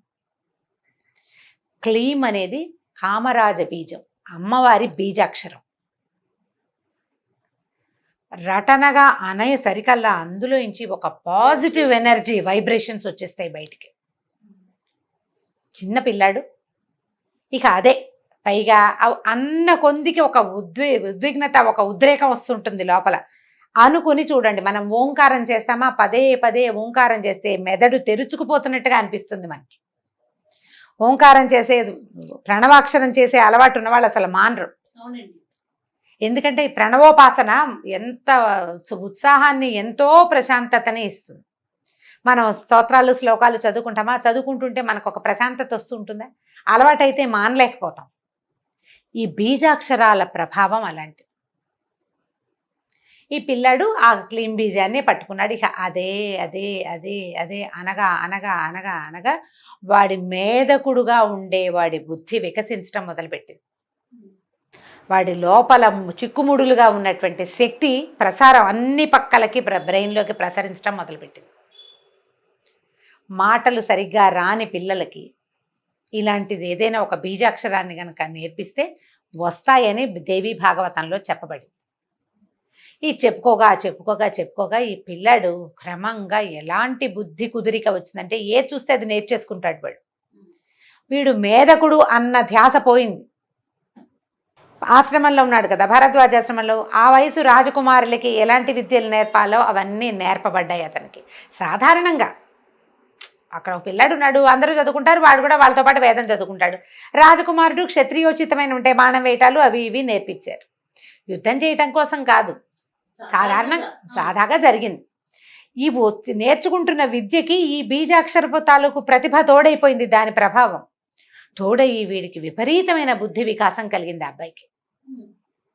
ఒకనాడు అతనికి గరుడారూఢుడుగా ఉన్నటువంటి అంటే గరుక్మంతుణ్ణి అధిరోహించిన వైష్ణవి శక్తి అతని కళ్ళ ముందు ప్రత్యక్షమైపోయింది. అమ్మవారు క్లీం బీజం వైష్ణవ శక్తి బీజం అన్నమాట. కామరాజ బీజం అంటారు, కోరిన కోర్కెలు తీర్చే బీజాక్షరం. ఇప్పుడు కూడా మనకి అలాంటిది లభిస్తుందా అంటే భాగవతంలో చెప్పబడింది. ఇప్పుడు పిల్లవాడి గురించి చెప్పుకుంటున్నాం మనం. అతనికి ఏమీ తెలియదు, అమాయకుడు. ఇది బీజాక్షరం అని, దీన్ని ఇలా చేయాలని, గురుముఖత తీసుకోవాలని ఏమీ తెలీదు. ఒక అమాయకపు బుద్ధికి దొరికిన ఆ అక్షరాన్ని అతను రటనగా చేయటం వల్ల భగవంతుడు అతనికి ఆ బుద్ధి వికాసాన్ని కలగజేశాడు. నేను కూడా క్లీన్ చేస్తాను అంటే మనకు అట్లా రాకపోవచ్చు, ఎందుకంటే ఇది విధానం కాదన్న మనకు తెలుసు. గురుముఖత తీసుకోవాలి, దీనికి నిష్ఠా నియమం కావాలి, విధి విధానానికి అవగాహన ఉన్నవాడికి అవగాహన ప్రకారం మొత్తం చేస్తేనే నీకు ఆ బుద్ధి వికాసం కలుగుతుంది. ఏ అవగాహన లేదు, కేవలం బీజాక్షరమే దొరికింది. ఆ బీజం వల్ల అతనికి అట్లాంటి బుద్ధి వికాసం కలిగింది. అమ్మవారి శక్తి అతనికి కనిపించేసింది. కనిపించేసరికి ఇంకా పవర్ శక్తులు పెరిగిపోయాయి అబ్బాయిలో. ఒక ధనుస్సు, కొన్ని తూణీరాలు, కొన్ని బాణాలు దొరికినాయి నది ఒడ్డున. ఆవిడ వదిలిపెట్టింది అతని కోసం. అక్షయ తూణీరాలు తీసిన కొద్దీ వస్తూనే ఉంటాయి అందులో నుంచి. బాణాలు తీసేస్తారు, మనం సినిమాల్లో చూస్తుంటామో అన్నీ తీస్తాడు, మళ్ళీ ఎలా వచ్చాయని ప్రశ్న వస్తూ ఉంటుంది. అక్షయ తూణీరము అనేది ఒక మంత్రం. ఆ మంత్రం కనుక ఉన్నవాడికి వాడు ఎన్ని తీసినా మళ్ళీ అందులోకి శస్త్రం దాంతా చేరిపోతూ ఉంటుంది. అలాంటిది ఒకటి దొరికింది. ఇట్లా పెద్దవాడైపోయాడు, బీజాన్ని మాత్రం వదల్ల. ఇతనికి ఇలాంటిది ఒకటి దొరికిందనే సంగతి ఎవ్వరికీ తెలియదు, రహస్యంగా అతనిలోనే ఉండిపోయింది. కొన్నాళ్ళకి ఆ కాశీ రాజకుమార్తెను కలుసుకున్నాడు ఇతను. ఆ అమ్మాయి ఇతన్ని వరించేసరికి ఇంతలో కాశీరాజు ఈ అబ్బాయి ఎవరో రోడ్డును పోయేవాడిని వరించిందని ఆయన తెలియక ఆయనేమో స్వయంవరం ప్రకటించేసరికి స్వయంవరానికి రకరకాల వాళ్ళు వస్తున్నారని తెలుసుకుని ఈ అమ్మాయి, నేను స్వయంవరానికి నేను రాను, నేను ఆల్రెడీ ఒకరిని వరించేశాను, ఫలానా వాడని చెప్పింది. ఆయన ఆనుపాను తెలుసుకుని ఇతను రాజకుమారుడని ఫలానా వాడని తెలిసేసుకున్నాడు. భరద్వాజాశ్రమంలో ఉన్నాడు, తెలిసిందే అది. ఇప్పుడు ఏం చేశారు, ఈయన కూడా ఒక ఆహ్వాన పత్రం వచ్చింది. ఒక రాజకుమార్తె స్వయంవరానికి వచ్చిన ఆహ్వానాన్ని చూసి రాణిగారు ఆశ్చర్యపోయింది. ఇదేమిటి, మనకు రాజ్యం లేదు ఏమీ లేదు, అయినా ఎలా వచ్చింది, పిలిచినప్పుడు వెళ్ళాలి. అందుకని కొడుకునికి తీసుకుని ఆవిడ కూడా వెళ్ళింది. వెళ్ళేసరికల్లా ఈ అమ్మాయి, నేను స్వయంవరంలోకి నలుగురు ముందుకి నేను రానంది రాజకుమార్తె. నేను వరించేశాను, వివాహితని నేను నా భర్త మెడలో దండేయటం ఒకటే మిగిలింది. వాళ్ళందరికీ నేను ఎందుకు కనిపిస్తాను, పతివ్రత లక్షణం కాదు, నేను చచ్చిన స్వయంవరంలోకి రాననేసి. ఇంక ఇప్పుడు కాశీరాజు గారికి ఏం చేయాలో తెలియలే. నువ్వు అడిగిన పెళ్లి కొడుకుని పిలిపించా కదా, అందరిలో వెళ్ళి నువ్వే దండేయమంటాడు. నేను అందరికీ ఎందుకు కనపడాలి, నేను కనపడను, నేను ఆల్రెడీ భర్తను వరించుకున్నానంటుంది అమ్మాయి. అమ్మాయిది పాయింటే. 10 మందిలో ఎవరో ఒకరిని సెలెక్ట్ చేసుకోవటం అంటే పోనీ అదొక రకం, నేను ఆల్రెడీ సెలెక్ట్ చేసుకున్నాక నేను ఎందుకు కనిపించాలి, నేను కనపడ్డాను అనేసరికల్లా ఈయన ఏం చేస్తాడు, ఇప్పుడు వచ్చిన వాళ్ళందరికీ చెప్పాడు, మా అమ్మాయి ఒక అతన్ని వరించింది కాబట్టి స్వయంవరానికి వచ్చిన వాళ్ళంతా నన్ను క్షమించండి, మీరంతా వెళ్ళిపోండి అనేసరికల్లా వాళ్ళు కొట్టాడేశారు అందరు. నువ్వు మమ్మల్ని ఎందుకు పిలిచావు, ఇంతకీ అమ్మాయి వరించిన వాడెవడు, అయోధ్య రాజకుమారుడు సుదర్శనుడు అని తెలియంగానే అది అయోధ్యకి ఆల్రెడీ రాజుగా ఉన్న శత్రుజిత్తు, అతని తాతగారైన యుధాజిత్తు ఇద్దరు వచ్చారు స్వయంవరానికి. వీళ్ళు మండిపడిపోయారు, అయోధ్య రాజకుమారుడు ఏమిటి, ఇంకా ఎక్కడ అయోధ్యరాజు, అయోధ్యరాజ్యం మాది, వాడికి రాజ్యం లేదు గీజ్యం లేదు, వాడికి పిల్లని ఎలా ఇస్తావయ్యా అన్నారు. మా అమ్మాయి వరించిందండి, కన్యా వరైతే రూపం, కన్య వరించింది అంతేనన్నాడు ఈయన. వాళ్ళు ఒప్పుకోలే, వాడు అంతు చూస్తామన్నారు. ఇప్పుడు ఏం చేయాలి? కాశీరాజు దొరికేశాడు అందరికీ. ఇప్పుడు సరే ఈ డిస్కషన్ అంతా అయ్యాక అమ్మాయి ఏమందంటే, అట్లా కాదు నాన్న, మాకు రహస్యంగా పెళ్లి చేసేసి మమ్మల్ని పంపించేసి, ఏదైతే అదవుతుంది. నాకు కలలో అమ్మవారు కనపడింది, గంగానది తీరంలో కనపడే సుదర్శనుడు నీ భర్త, నేను నిర్ణయించానని చెప్పింది. అమ్మవారు నిర్ణయించిన పెళ్లిని కాదంటానికి నువ్వెవరు, వాళ్ళెవరు? నేను వరించిన దాన్నే నువ్వు కాదంటానికి నీకు హక్కు లేదు, వాళ్ళకి లేదు. అమ్మవారు నిర్ణయించింది కాదంటానికి ఎవరికైనా హక్కు ఉందా లోకంలో? ఆవిడే చూసుకుంటుంది. నాకు భర్త ఇతను అని చెప్పింది. నేను అతనితోటి కలిసి జీవిస్తాను కాబట్టే అమ్మ చెప్పింది. ఏదొచ్చినా ఆవిడే చూసుకుంటుంది నాన్న, నేను అమ్మవారినే నమ్ముతున్నాను. సరే పెళ్లి చేసేశారు. చేసేస్తే వీళ్ళ దారిని వీళ్ళకి మరి పెళ్లి చేశాక రాజకుమార్తె అనేసరికల్లా 100 ఏనుగులు, 1000 గుర్రాలు, 200 మంది దాసదాసి జనం, కొన్ని కోట్ల వజ్రాలు అవి ఇవి అంతా సమర్పించారు. సారిగా ఆశ్రమానికే పంపడానికి రెడీ అయ్యారు. అబ్బాయికి రాజ్యం లేదు మరి. సరే అన్ని సామాన్లు పుచ్చుకుని వీళ్ళు బయటికి వెళ్ళేసరికల్లా చాలా మంది రాజకుమారులు ఏమనుకున్నారంటే, పిల్లకి ఇష్టం లేదంటే దానికోసమే మనం పోట్టడం ఏమిటి, ఈ గోలంతా వద్దని చాలా మంది వెళ్ళిపోయారు. కానీ యుధాజిత్తు శత్రుజిత్తు మాత్రం ఇక్కడే ఉన్నారు. ఎందుకంటే వీడు తమ శత్రువు, వాడిని చంపి తీరాలని. వాళ్ళు కొంతమందిని ఆకట్టుకున్నారు. వాళ్ళకి క్లోజ్ ఫ్రెండ్స్ ఉంటారు కదా, గుంపు, ఆ ఉన్నవాళ్ళని ఉంచుకున్నారు.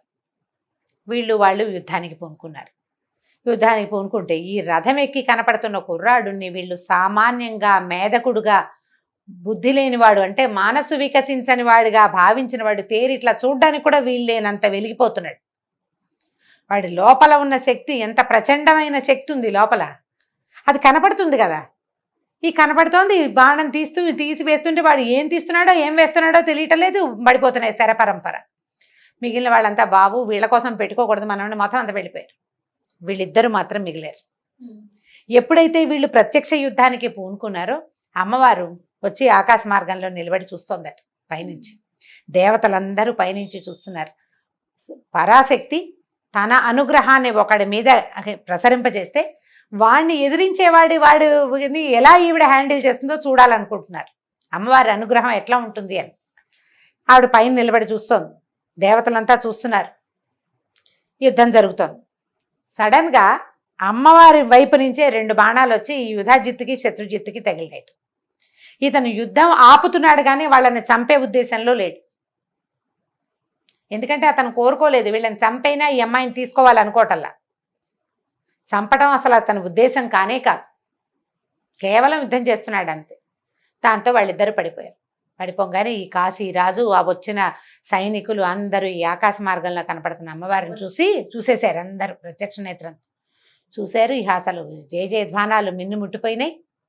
ఒక కుర్రాడు తల్లి తప్పిస్తే రెండో సహాయం లేకుండా ఇలా ఆశ్రమంలో తలదాచుకున్నవాడు ఇట్లాంటి శక్తిని ఇంతమందికి చూపించగలిగేంత మంత్రజపం చేశాడంటే అది సామాన్యమైన విషయం కాదు కదా.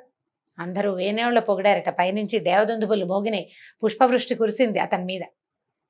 అప్పుడు ఈ కాశీరాజు అపారాగా కనపడిన పరాంబికకి దండం పెట్టాడమ్మా, ఇక్కడ వచ్చి నువ్వు చేసిన యుద్ధాన్ని ప్రత్యక్షంగా చూసాను, నీ నుంచి వచ్చిన బాణాలే వీళ్ళని సంహరించాయి, ఇదంతా నీ వల్లే జరిగింది, కాశీరాజ్యంలో సుస్థిరంగా ఉండిపో, నా దగ్గర నుంచి నన్ను వదిలిపెట్టి వెళ్ళొద్దమ్మా అని అడిగట్టాను. అడిగితే ఆవిడ కాశీరాజ్యంలో తను ఉండడానికి ఒప్పుకుంది. అమ్మవారు ఆనాడు చేసిన యుద్ధానికి ప్రతీకగానే అంబికా ఆలయం ఒకటి కాశీలో ఏర్పడిందట. ఇప్పుడు అయోధ్య నగరానికి రాజైన శత్రుంజయుడు మరణించాడు. తాత సపోర్టు పోయింది. ఇప్పుడు ఆ 2 నగరాలు ఎవరివి? గెలిచిన వాడిది. సుదర్శనుడు తన తల్లిని భార్యని తీసుకుని అయోధ్య నగరానికి బయలుదేరి అంబికని తనతోటి రమ్మని అడిగాడు. అయోధ్యలో కూడా నీ పీఠాన్ని ఏర్పరచు, నువ్వు నాతో పాటు ఉండమని. అప్పుడు ఇక్కడ అంబికా పీఠం ఏర్పడ్డాక ఇతనితో పాటు అమ్మవారు అయోధ్య నగరానికి కూడా వెళ్ళి అక్కడ కూడా అమ్మవారి పీఠం ఏర్పడింది. ఈ అయోధ్య, కాశీ ఇవి 2 కూడా అమ్మవారి తాలూకు ప్రత్యక్ష నిదర్శనాలు. ఆమె అక్కడ నివసించింది అని చెప్పడానికి దేవి భాగవతమే సాక్ష్యం. ఇక్కడ అంబికాదేవిగా కదండి, అంబికే. కాశీలోనూ అంబికాదేవి, అయోధ్యలోనూ అంబికే. అంబికా రూపంతో వెలిసింది. ఆ తర్వాత సుదర్శనుడు తన రాజ్యానికి వెళ్ళిపోయాడు. తన తల్లి పినతల్లితో సహా భార్య శశికళతో కలిసి చాలా కాలం పాటు అయోధ్య నగరానికి రాజుగా ఉన్నాడు. చాలా గొప్ప పేరు తెచ్చుకున్నాడు. కామరాజ బీజం అంత పనిచేస్తుంది. అక్షరాన్ని సజావుగా పలకటం వల్ల దానికి ఉన్న శక్తి మనకి తోడుగా నిలుస్తుంది. అందుకని ఒత్తులు మానేయద్దు. హల్లులు పొల్లులు ఆకార ఓకారాలు ఏవి ఎలా అనాలో అట్లా తప్పకుండా అనాలి. లాకి అలాకి తేడా తెలుసుకోవాలి. ఏ ఒత్తు ఎక్కడ పెట్టాలో అక్కడ ఖచ్చితంగా పెట్టాలి. విసర్గలు ఉన్న అక్షరాలని పదాలని విసర్గతోటే పలకాలి. సరిగ్గా పలికితే సరి అయిన శబ్దం కనుక ఆ అక్షరంలో నుంచి వస్తే దాని పవరు, దాని తాలూకు పాజిటివ్ ఎనర్జీ మనతో పాటు ఉంటుంది. దానికి తార్కాణమే ఈ కామరాజ బీజపు కథ, సుదర్శన శశికళుల కథ. ఈ సుదర్శనుడి కథ దేవి భాగవతంలోనే చెప్పబడింది. చక్కటి కథ, దసరా రోజుల్లో తలుచుకోవాల్సిందన్నమాట. అద్భుతం. చాలా చాలా చాలా అండి, చాలా బాగుంది కథ కూడాను. మీరు చెప్పినట్లుగా ఒత్తులు పొల్లులు ఎక్కడ పెట్టాలో అక్కడ పెట్టి పలకాలి.